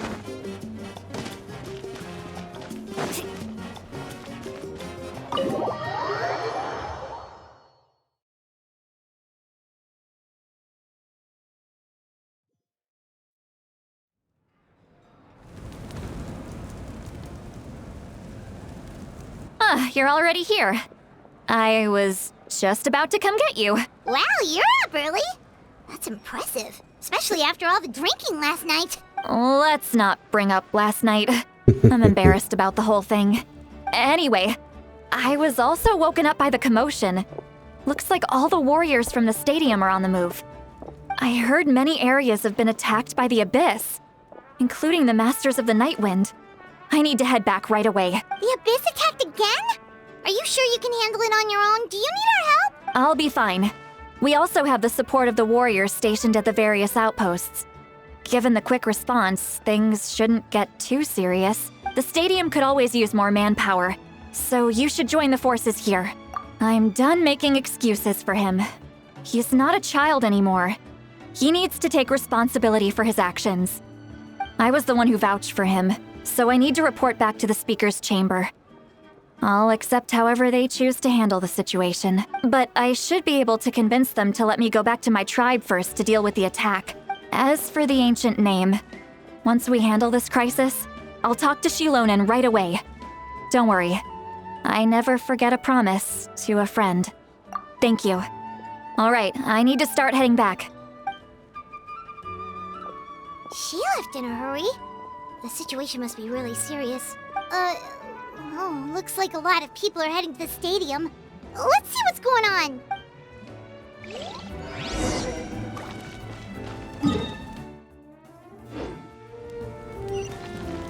Off we go. Woohoo!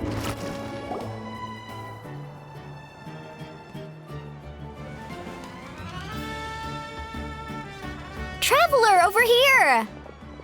Perfect. Our star Outlander has appeared. Been a while since I've seen you. Oh, you're all here! But, what's with the whole star Outlander thing? Just my way of saying how awesome you are. We've got a real emergency on our hands, so this is the perfect time for you to show off your skills. Alright, but can we get a quick rundown of the situation first?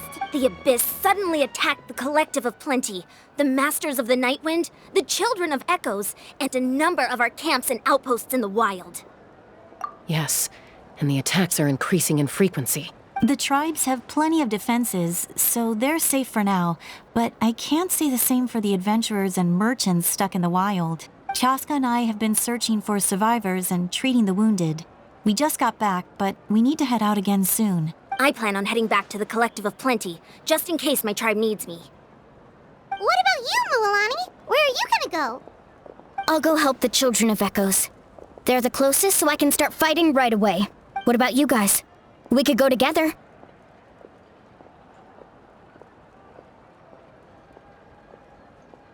Yeah, that does sound important.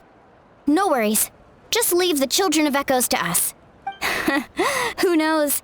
Maybe yours truly will have the Abyss on the run by the time you're finished. That would be pretty great, actually. I hope my tribe gets through okay. It'll be fine. Your tribe doesn't do all that bodybuilding for nothing. Let's part ways here for now. And most importantly, be careful, everyone. Oh, and some of us need to avoid getting contaminated by dangerous-looking substances. That will make my job a lot easier. Koichi, do we really have to do this now? It's alright. She's just looking out for everyone. Alright, let's hurry up and talk to the Pyro Archon so we can help the others. Need a surfboard?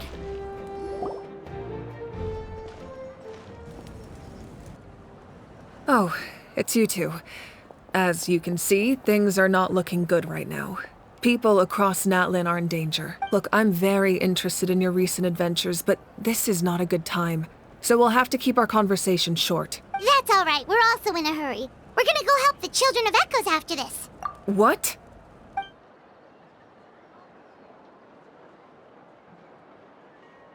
So he thinks my plan is too risky.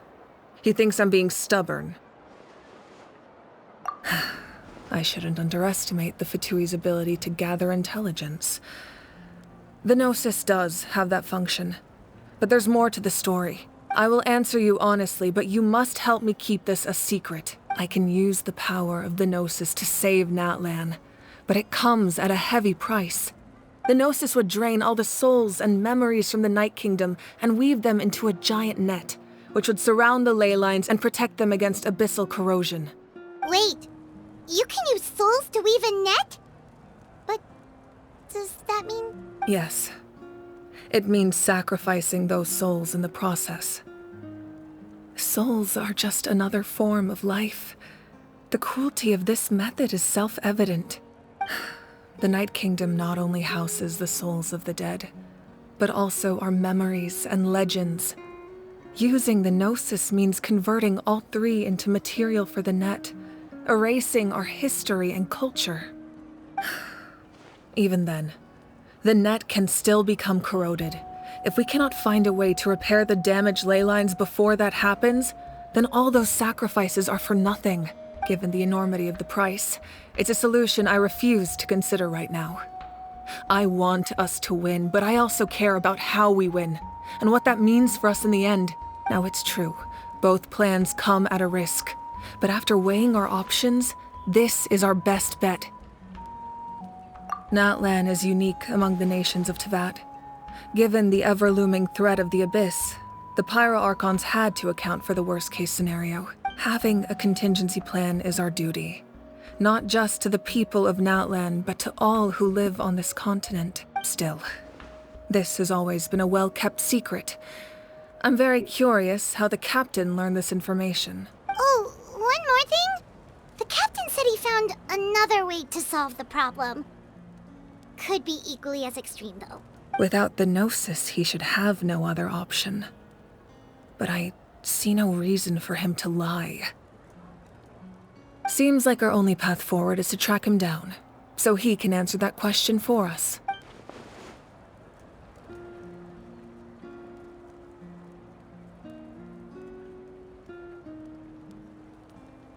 The captain maybe has something to do with his identity. Judging by your expression, you must have doubted me, even if just for a second. Not even a little! We would never... Wait, what are you talking about, Traveler? Just as expected. I appreciate your sincerity. Maybe it was out of caution, anxiety, or simple curiosity, but know this. No matter what, our goal remains the same. We both want to save the people of this land. So now that you have your answer, do you still doubt me? You scared Paimon. You've really got a lot of guts, Traveler. That's a good thing. Oh, and feel free to call me Mawika. It's what all my friends call me, and I like it that way. As for the captain, the intelligence officers we assigned to the Fatui should be back soon. We'll get our answer then. That's great! Sounds like we just have to wait a little longer. Not just yet. Even though the Abyss is attacking several locations at once, I'm confident the warriors stationed in those areas can handle it. Don't worry. I just need to finish coordinating our available manpower, then I'll take a small team to handle the difficult locations. Wait, you're going to fight in person? Didn't you give up your power? That's true. I'm far less powerful than a god in my current state. But don't forget, I was an experienced and powerful warrior before I ever became the Pyro Archon. I still don't like that one fact about the Pyro Archon. They get passed down between humans. No matter how you look at it, my duty is on the front lines. I mean, that makes her less reliable than the other Archons that we met so far. Well, maybe not the last two. Well, actually, Nahida was still useful. Okay. And Furina did do her role for 500 years, so...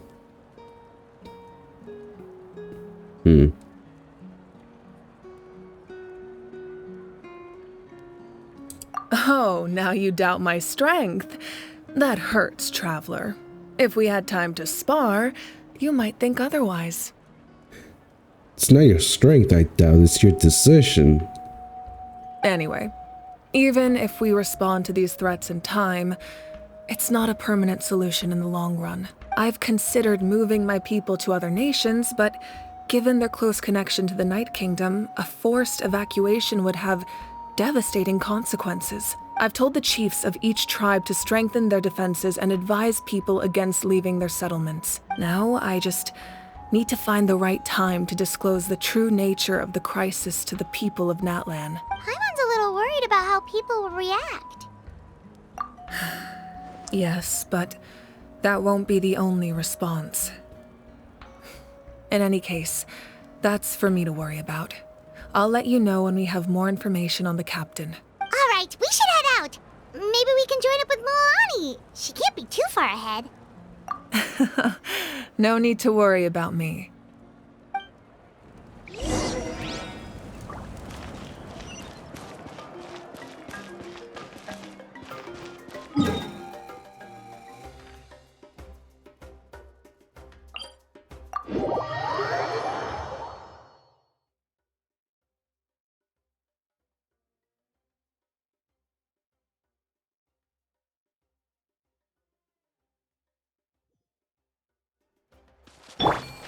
We're waiting. Woohoo!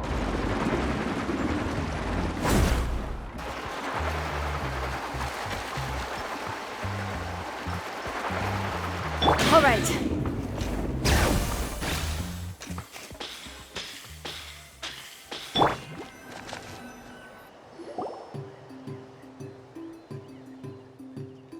Quick, over here! To safety! Kachina, how many people do you have left? They've all made it out. It's the Traveler and Paimon! They're here!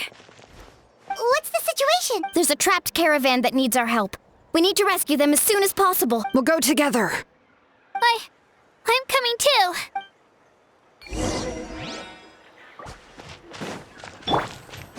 Woohoo!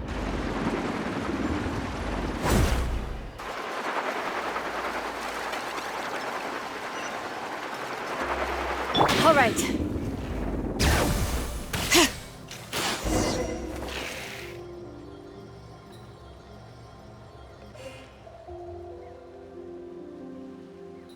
Stay safe. We've got this. Oh no, they took my... Oh, my ganyu. They took my ganyu. God damn it.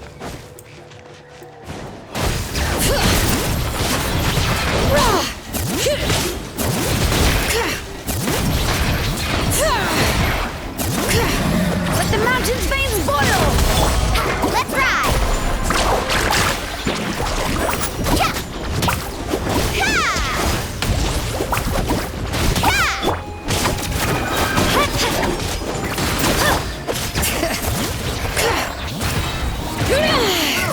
Letting grave names echo! Who? I really thought I was done for. I can't thank you enough. Don't worry about it. We're just glad you're okay. Let's see. Your goods look fine too. Guess the Abyss isn't after Mora. That should be the last abyssal pylon near the Children of Echoes. That was scary, but we did it. By the way, where's Citlali? I thought she would come with you. The Masters of the Nightwind also got attacked, so she went back to help her tribe. She said we can deal with the ancient name later. That makes sense. The attacks are more urgent. All right, this isn't a good place to talk. Let's head back to the tribe. Woohoo!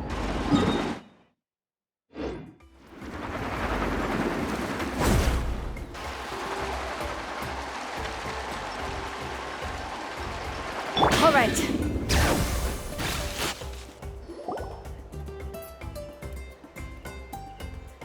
Looks like a few people were hurt after all. Oh, I should have got here sooner. The Abyss threw a lot at us at once. I rushed out as soon as I heard the alarm, and there were already so many monsters. Before long, Kachina brought over a whole group of warriors, and just like that, we destroyed several pylons as a team. I wasn't in charge or anything. We just happened to be together. Still, I think this proves that camping in the wild was a great idea. That's how we were able to respond so fast. Sleeping on the wet grass was pretty uncomfortable, but it was worth it. You mean the situation in the Night Kingdom, right? Yeah, I feel the same way. We've managed to keep it a secret all this time, but more and more people are realizing something's wrong. It's impossible not to feel anxious when things are getting worse by the second, and all we can do is wait. And we still don't know when the final 2 heroes are going to appear. That just means we need to buy the Pyro Archon more time. Keep pushing, everyone. Every battle is worth something. You really are an eternal optimist, Mualani. You always find a way to cheer people up. Why, thank you. I guess it's one of my better qualities.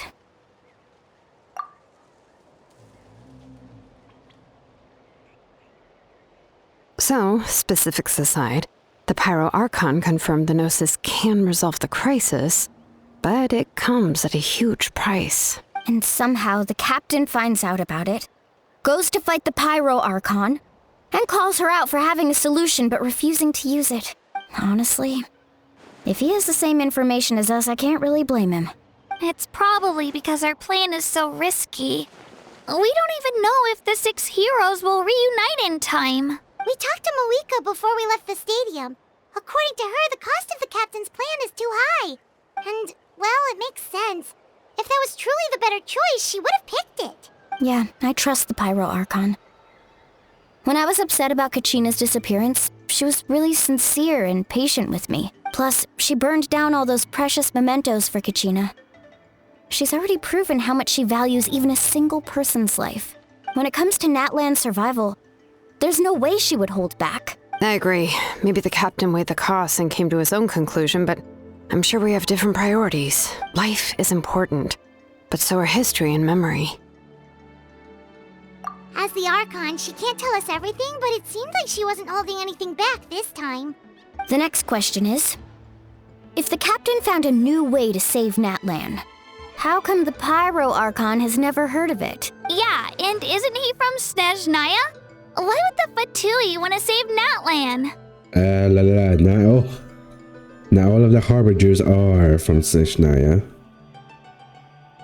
At least they weren't born there. This is all super confusing. We still don't have enough information. Once we figure out what the Fatui are doing, we'll have our answer. Let's head back then. Malika said her intelligence officers should return soon. With how many Fatui there are, someone's bound to give something away. Sounds good. I have a few theories of my own. With a bit more information, we just might get to the bottom of the whole thing. Want to join our garrison, Mualani? I was just about to ask. Count me in. If I was just a bit faster, we could have prevented a few people from getting hurt. People who could help us in the next battle. It's all a chain reaction. Then you should go register right away. It shouldn't take long. Everyone's looking for people. Register? Nah. I'll just follow you around. You know, go where you go, do what you do. Okay, but then you have to follow my orders. You got it.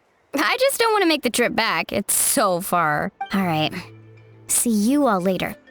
Let's get together and celebrate once this is over. Oh, you betcha!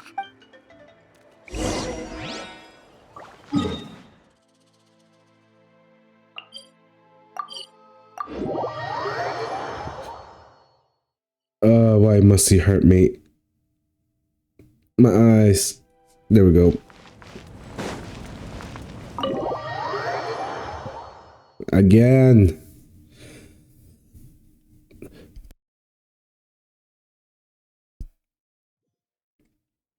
No, much better. Marika! Oh, Chasca and Koichi are here! Wait, are you okay, Koichi? I'm fine. No need to worry. They ran into the Fatui while out on a mission and decided to follow them. The Fatui? Calm down and let me explain. Here's what happened.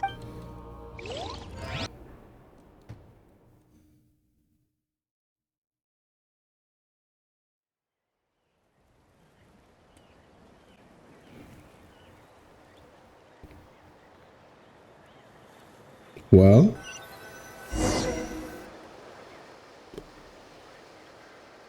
Come on, there we go. Watch out.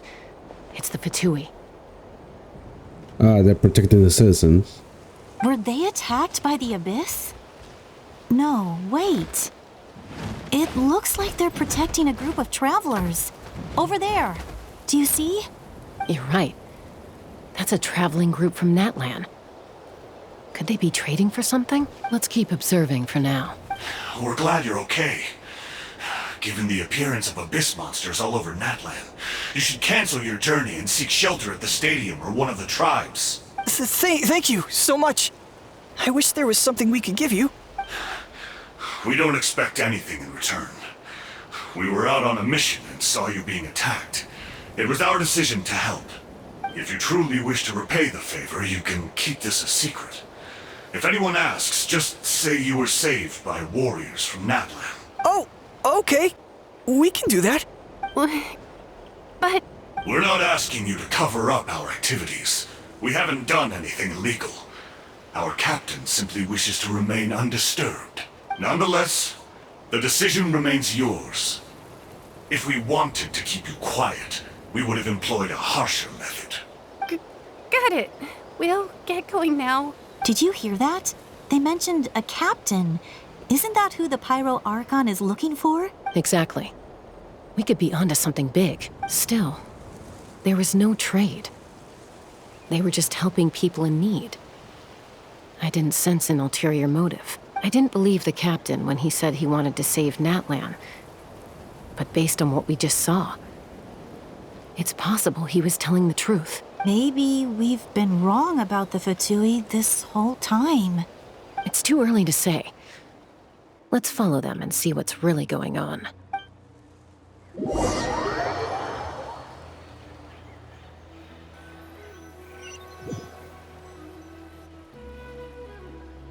So this is where they were headed.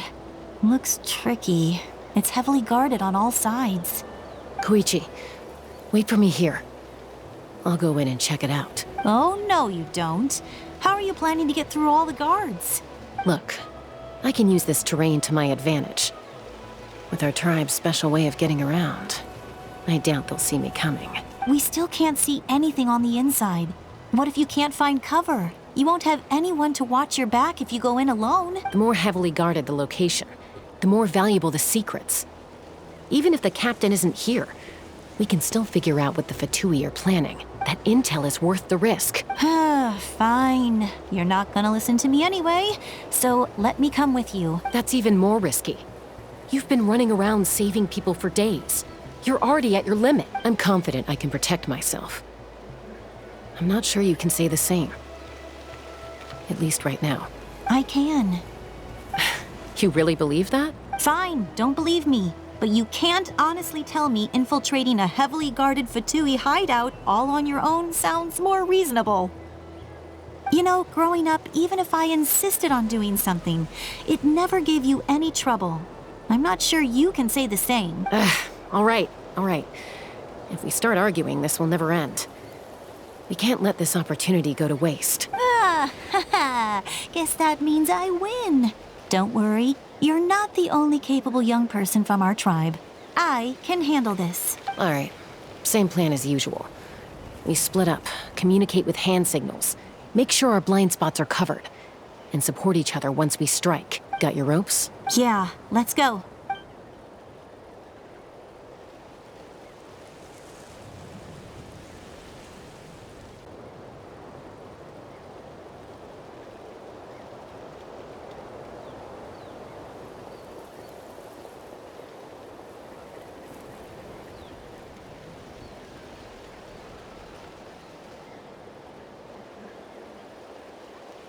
Fatui have eyes all over this place.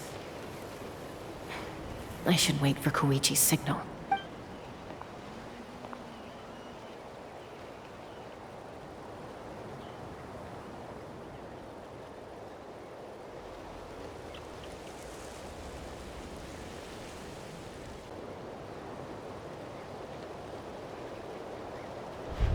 Now.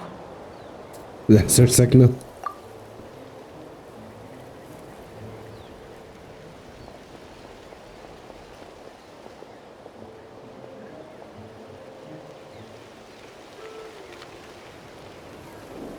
Not sure how many chances I'm gonna get. I need to act.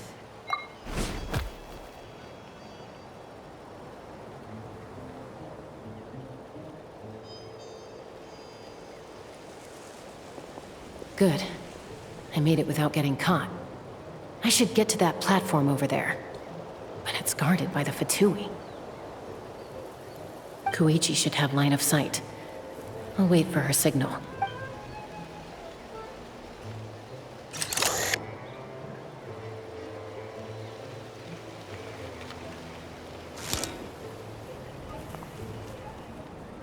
That's it.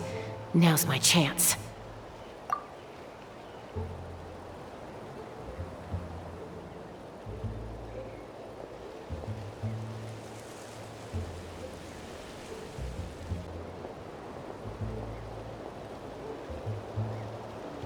It's no use staying in one place.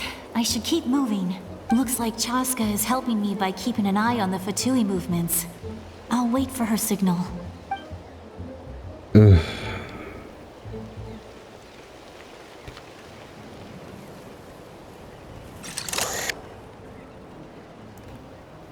Do we really have to do Time this? to move.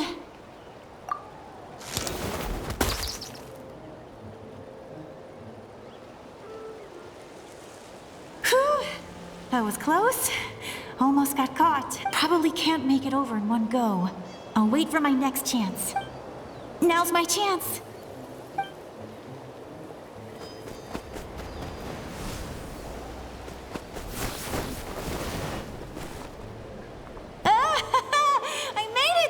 That'll show my sister. Let's see. The Fatui's occupying all the best locations. If we could just get past them somehow. Wait, I've got it.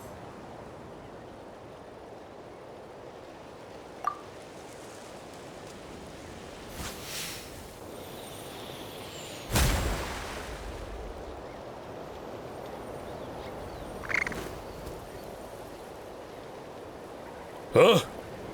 What's that noise? Did something explode? Oh, it stings! What the heck is that? What do you think you're doing? I could ask you the same thing! Good, they're arguing. Looks like they just needed an excuse. They've probably had enough of this job already. The people on the hill over there left to help their comrades. This is our chance.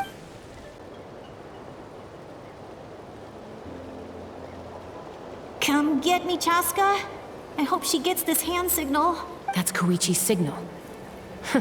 Smart idea. Alright, time to move. Give me your hand, quick. Coming! I checked, and this way is completely clear. It should lead us to the deepest part of this place.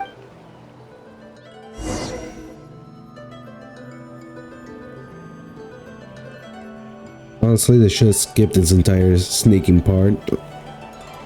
We really didn't need it. Well, I was pretty helpful, right? You know, everyone usually jumps at the chance to work with me. Not my own sister, though. No, she avoids me like her life depends on it. I was wrong, Koichi.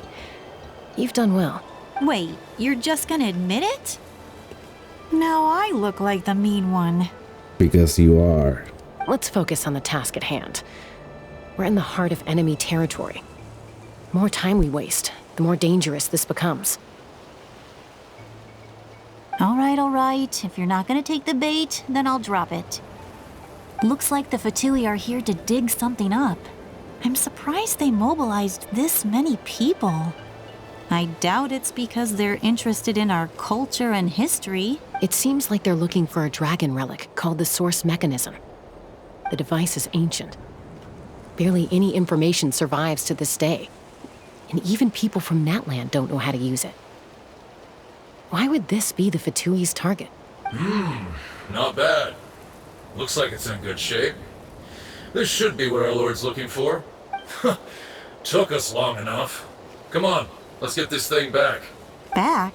Back where? Should we keep following? You really want to keep going? Of course. We make a good team, don't you think? No reason to stop now. What was that sound? Uh-oh. We've been spotted. Time to go. Falling rock incoming! Watch out for your gadget! What? You'll regret that! After them!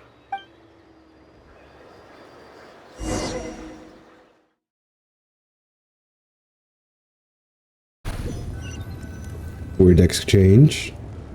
Once we got them off our tail, we went back to observe some more. They'd collected several identical pieces of something. It looked like they were waiting, though. So we decided to come back. So, Koichi got injured trying to get them off your tail? She pushed herself too hard and collapsed on the way back to the stadium. Well, I didn't cause you any trouble while we were fighting, right? So my perfect record remains. You've done very well. I could make a comment on knowing your limits, but it's not my place. I know. I'm already reflecting on my actions. So, our current intel suggests the Fatui is after the source mechanism. The device is a complete mystery, even to us. What does the captain want with it? I have no idea. But it's safe to assume the device could serve a similar purpose to the Gnosis. Xilonen, I need you to gather every scholar in Natlan familiar with the secret source. I'll get right on it. Thank you both for your hard work. Koichi, it's time for you to get some rest. Oh, and there are gifts from your patients waiting at the speaker's chamber. I've prepared a small gift of my own as a token of gratitude. I'll send it to your home along with the others. My patients. That's so nice of them.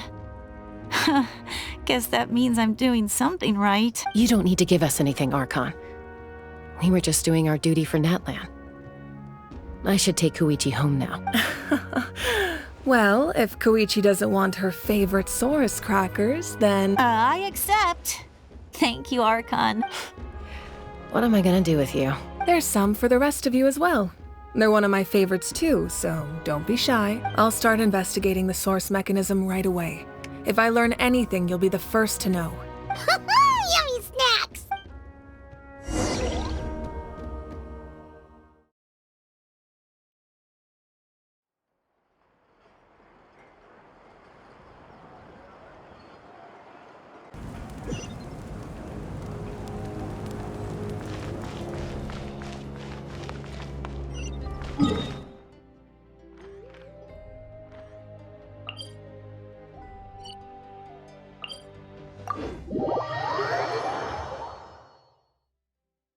Why must you hurt me? My poor eyes. Woohoo!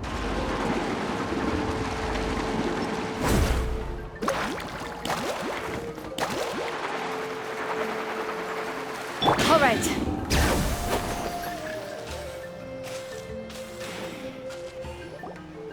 What's next for you two? I'm taking Koichi home. With our parents there to keep an eye on her. I can make sure she actually rests. Hey, it's not like I'm some kind of prisoner. I'll be fine in a day or two. There's no need to go all the way home. That's what you always say. Everything's no big deal until you collapse. What if the Abyss attacks again? You're saying if I let you rest in a hotel, you're not gonna rush out the minute you hear the alarm? I won't. Triple promise I won't. Mm-hmm. Fine. On the off chance something like that were to happen, I might. But I'm a doctor. I have a duty to help people in need, no matter how hard or tiring the work gets. I guess you're right. But I don't have to like it. This reminds Paimon of when we first met. Except you were the one trying to stop Chasca from doing something dangerous. I'd do the same for anyone trying to put their life in danger. As a doctor, I don't want people to get hurt because of a rash decision. Then try to see things from my perspective. You clearly want to protect your patients. So can't you understand why your own sister would feel the same way about you? The two of you are the same, you know? I disagree. I understand the risks and costs of my decisions. Who wants to be like her? Overconfident, always making excuses when things go wrong. That's just not true. You think I don't have proof? Okay, don't get into another fight. Just pretend Paimon never said anything. Don't worry, Paimon. You didn't do anything wrong. Arguing is just how we communicate. Neither of us really takes it to heart. Plus, I guess we are similar in some ways. Maybe I rush into things without thinking, but I learned that from her. We're family. I can't help it if my older sister is a bad influence. Okay, you don't have to put it that way. So, you're all good now? Neither of us are really the type to back down, so we'll always have our differences. But still, we get along in our own way. Plus, I know you'll wake up one day and realize I was right all along. I just need to wait. Be my guest. Come on, let's get you home. See you later, Traveler and Paimon. I'll be back once everything's settled at home. There's no rush. At least grab a nice meal with your family. Bye, you two. Take care of yourselves out there. Those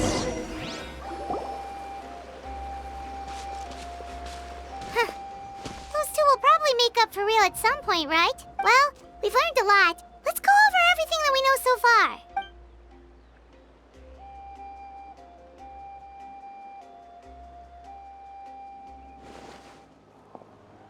Oh, my favorite girl.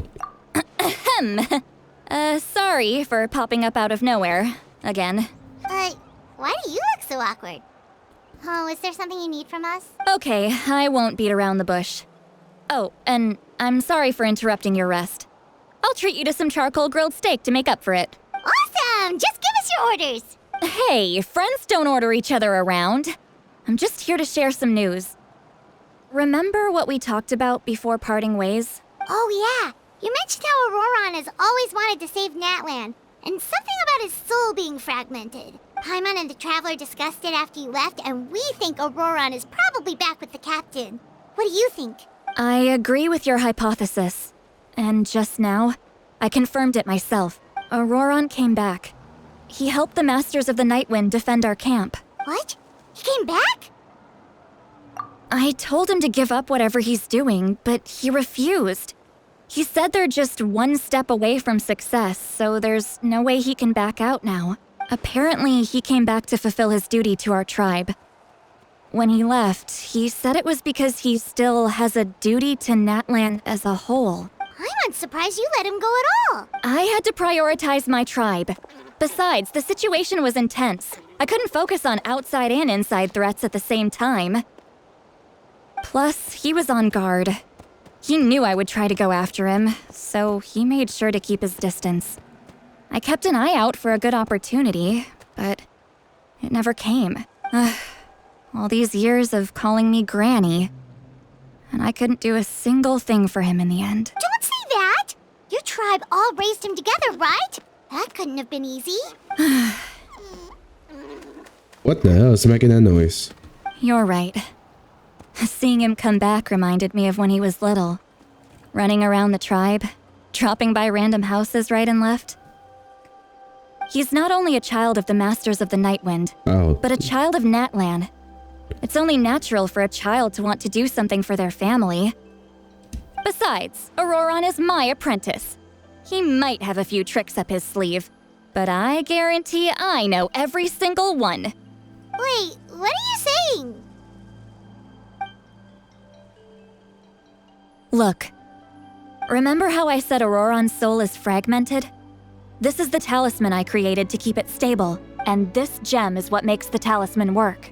It just so happens that Ororon is due for a gem replacement. Since I can't get close to him, I put the new gem in a supply bag and asked Aoife to bring it to him. You guys know Aoife, right? No? Well, he's a pretty famous vet around these parts. He's always bringing me all sorts of things, and he happens to be very good friends with Ororon. Aoife doesn't know what's going on, so he agreed, no questions asked. Ororon would find the gem as soon as he opened the bag. He knows how important it is, so I knew he would make the switch. He probably suspected that I tampered with it. But here's the catch. The trick is on the bag. The moment he touched it, a portion of his memories were copied onto the old gem, which he no longer needed. That's amazing. You can do something like that? Most people can't, but I can. That trick he used to bring you to the Night Kingdom isn't anything special, by the way. My technique is much more subtle. He won't notice anything. So in other words, we have a whole backup of Ororon's memories in this gem. The kid thinks he can take me on? Like I wasn't the one who taught him everything he knows? That's amazing, Citlali. Let's take a look right away. Once we get to the bottom of this, we can finally track him down. I know he thinks of me as his grandma, but do you think he'll get mad at me for this? You can be honest. Oh, I'm sure he will. Huh, that's a tough question. Paimon doesn't have a grandma, so she's not the best person to ask. To be honest, I've always doubted my ability to look after him. I didn't stop the ceremony all those years ago, and now I'm useless again. But if I stop here, it will haunt me until I'm 500 years old. Every night I'll wake up in a fit of anger. Yeah, you're right. First anger, then tears. Oh, wait! Who are you calling a crybaby? You're just making it worse, Traveler. I need to look at his memory. Even if he resents me, refuses to see me, or runs away for good, I don't care. And I won't blame him. A family does whatever it takes to protect their own. You sure you'll be okay? We can come with you if you want. Did you just say you'll come with me? Is that okay? We have a pretty good reason to see it too, don't we? Because, right, we need leads on the Fatui. You really mean it? Oh, fine. You can come. Just promise me you'll see this through. No backing out. Got it? Don't worry, we're professional adventurers. Then I place my trust in your professionalism. All right, time to sneak into someone else's memory and engage in some, unwanted spying. That's one way to put it. You heard it here first. I wouldn't be doing this if I had any other choice. Are you ready?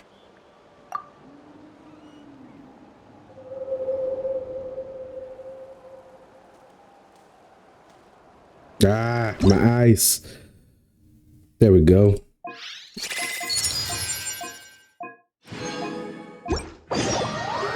Never mind.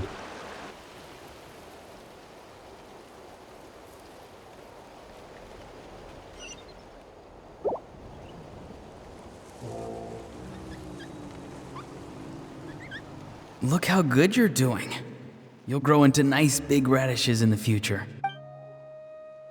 And you? Aoife says you're taking up too much space, but I think you're a good tree. What do you think? Hey! How's it going, Ororon? Good. How are you, Uncle Okanbi? Can't complain. What you up to? Naming your vegetables again? No, just some idle conversation. Sounds fascinating. What did they say? They told me you were coming and that you would take some produce with you. Only if you're offering. By the way, I ran into Aoife yesterday. He told me Chasca's fostering a saurian at his place. Said the thing trampled over a part of your radish garden. I hope you two didn't get into a huge fight. No, don't worry. I'll find a way for him to make it up to me. I've already wrapped your share of the produce. Here you go. You really knew I was coming. That's pretty amazing. Light up the smoke and you can see the path through the shadows. That's what everyone says. Hey, Have you seen that strange group of people that just appeared out of nowhere? Appeared out of nowhere? I don't think so. It's the Fatui. Their leader seems like a big deal. He didn't bring many men with him, but they're all elite warriors. It seems like they're looking for someone, but I wouldn't go around asking too many questions. If you run into them, be careful.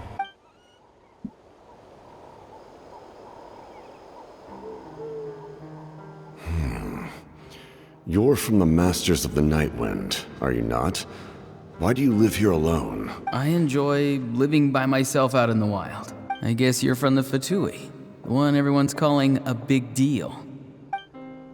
Not an inaccurate description. I'm looking for someone who may be known to you. Citlali is her name. Granny? What does an outlander want with her? I've heard the name. You have business with her? There's no point to further questioning if you insist on hiding things from me. I shall seek answers elsewhere. Oh, he could tell I was lying and now he's leaving? He gave up just like that? Hey! At least tell me why you're looking for Citlali. It's none of your concern. I have my own means of tracking her down. Why are the Fatui looking for her? What does she have to do with them? I can't just let them go like this. I have to figure out what they're planning.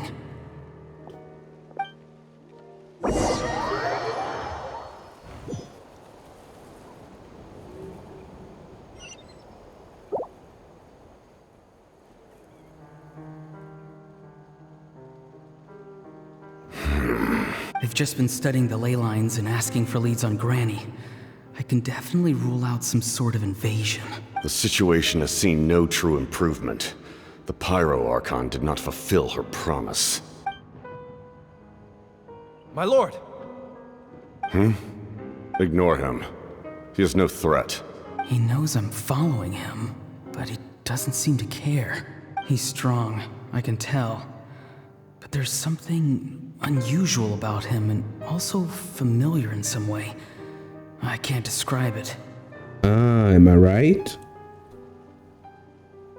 Ororon only has a partial soul. Could the captain be the other missing half of his soul? So they're both the same character. Well, not the same character, but I just threw that out there, but baby, I wonder if I'm right. Oh? What is it? My lord, I feel dizzy. A ley line disturbance. Certain presences have been forced to wander outside their rightful realm.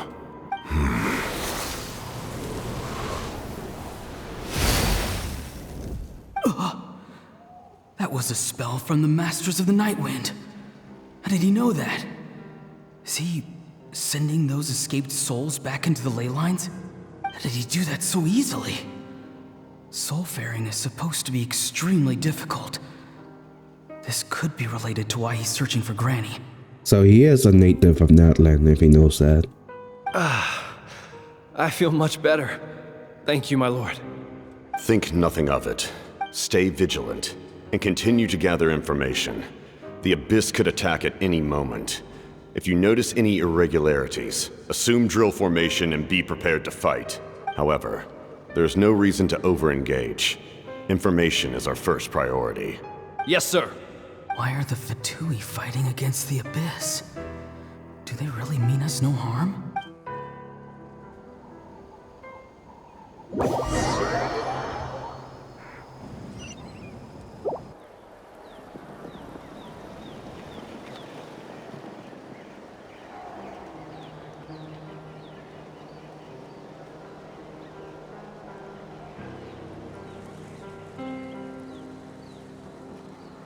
I've been following him this whole time and still they ignore me? Do they really not care? It seems like his subordinates refer to him as the captain. Never heard of him before. And now he's headed to the stadium. That's unusual. Oh, what is he gonna do? You two, with me. Everyone else, wait here as instructed. Send word to the other teams to retreat immediately if this fails. Yes, sir. He's going inside? But the Pyro Archon is in there. What does he want with her? Forgive me, my lord. Allow me to check one more time. Do you truly wish to do this? The time for idle observation is over. It now falls on me to act. This nation is out of time. Yes, sir.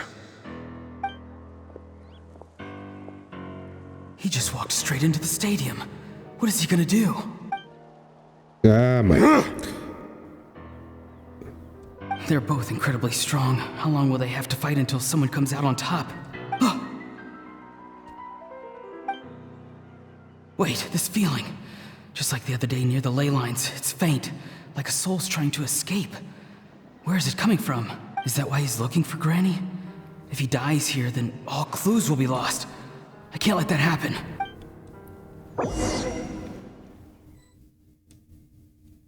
So he wasn't even in on it from the beginning.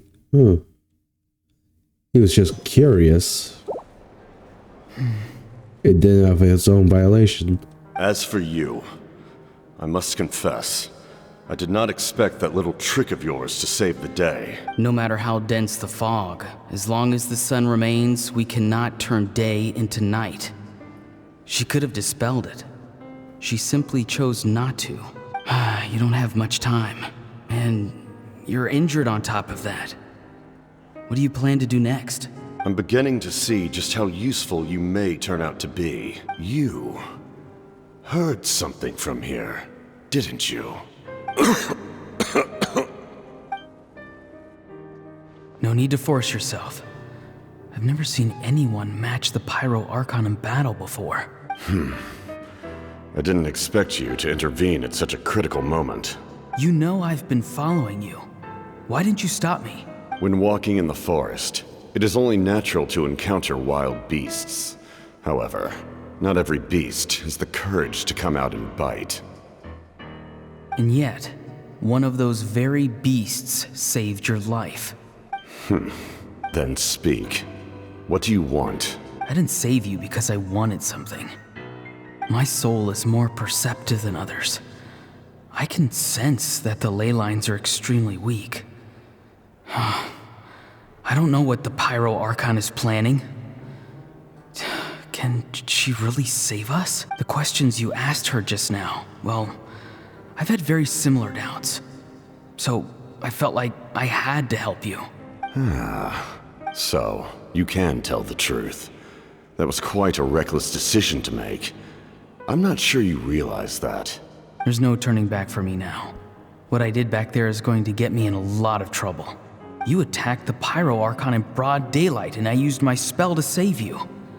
A single glance was likely all it took for her to recognize my tribe. So, we're in the same boat. Seem to care little for my thoughts on the matter. It's too late for that. Start from the beginning. Why are you looking for Citlali? Do you know her? Explain your relation to her first. I know you two are acquainted. It was obvious the moment I mentioned her name. Citlali is my elder and my teacher. She taught me everything I know. It's my duty to protect her. If you truly wish to protect her, you should have let me perish at the Pyro Archon's hand. Yet, you chose otherwise. Do I really need to tell you what that means? I want to do something to change Natlan for the better. Something I can accomplish with my own two hands. You're stranger than anyone I've ever met. But maybe, just maybe, you can show me the way. Strange? Citlali is said to be the legendary Granny Citlali, someone capable of communicating with the Wyab. And the Wyab are the key to information on the Night Kingdom. Why do you need knowledge on the Night Kingdom? That is not something you need to know. Don't forget, I saved your life. Do you not believe the Fatui capable of betraying a debt? People can lie, but souls cannot. I can tell there's a weight to your soul, a sense of justice. You may not live among your tribe, but you certainly know their tricks. I apologize for my rash judgment. You are more capable than I imagined. Let's go. We'll see if you have what it takes to join my plan.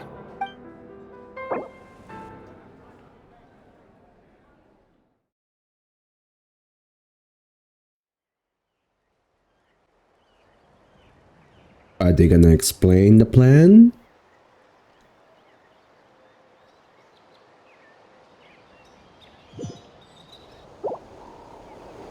I see. Interesting approach. Worth trying, I think. Rather than weaving a net to protect the ley lines, this method would address the root problem. What method? By reconstructing the ley lines themselves. Ah, okay.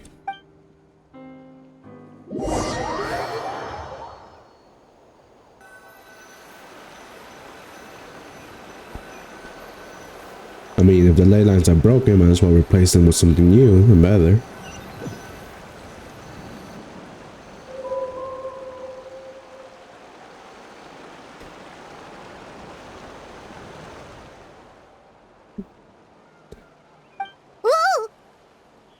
Ah, speaking of ley lines, if I remember correctly, didn't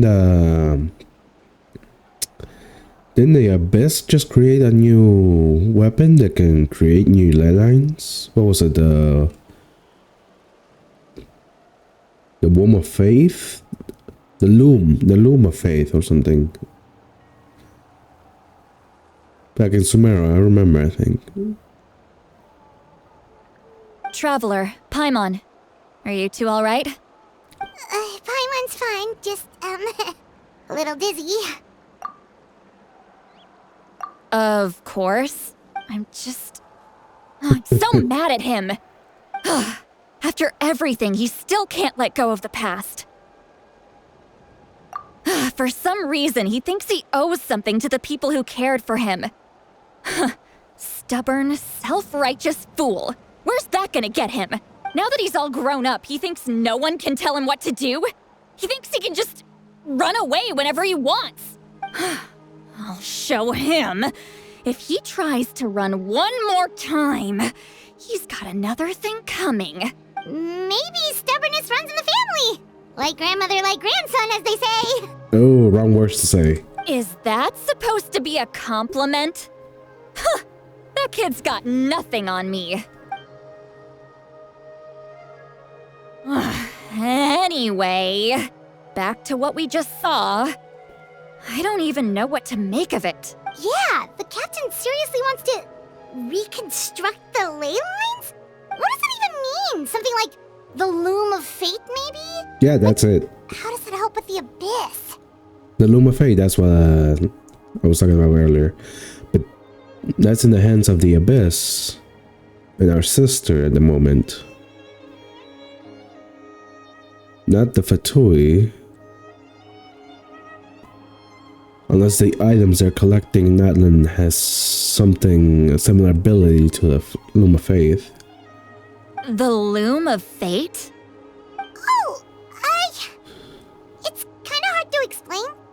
Basically, it's a device from Conrio that has unbelievable power. Anyway, if he really wants to manipulate the ley lines, everyone in Natlan will be affected. Oh, this is big. Which means the captain has been honest from the very beginning.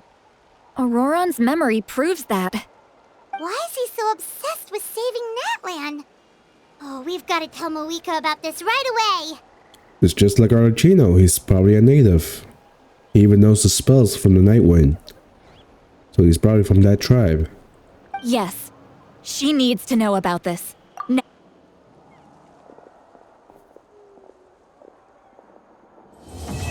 Oh, there we go.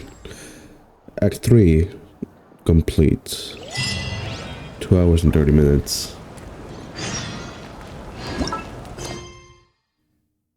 Alright, I'll do Act 4 at another time then. Oof. It's very late and I'm still sick. Oh well. That's Act 3. I'll do Act 4. I'll see if I can squeeze it tomorrow. Thankfully, it's nice and short, but then again, I'm still doing... it's 5.1 as well, so... Act 3 and 4, okay. So it's not that short. Well, you get the point. So far, yeah, I really love Citlali. She just took first place in Natlan, out of all the Natlan characters so far. Used to be Mulani, but now it's not. Now it's her. Mainly because she's very, very, very similar to Farina. But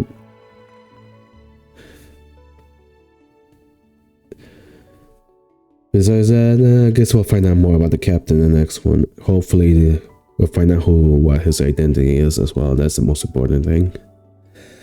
Oh well, until Act 4, I'll see you guys in the next video.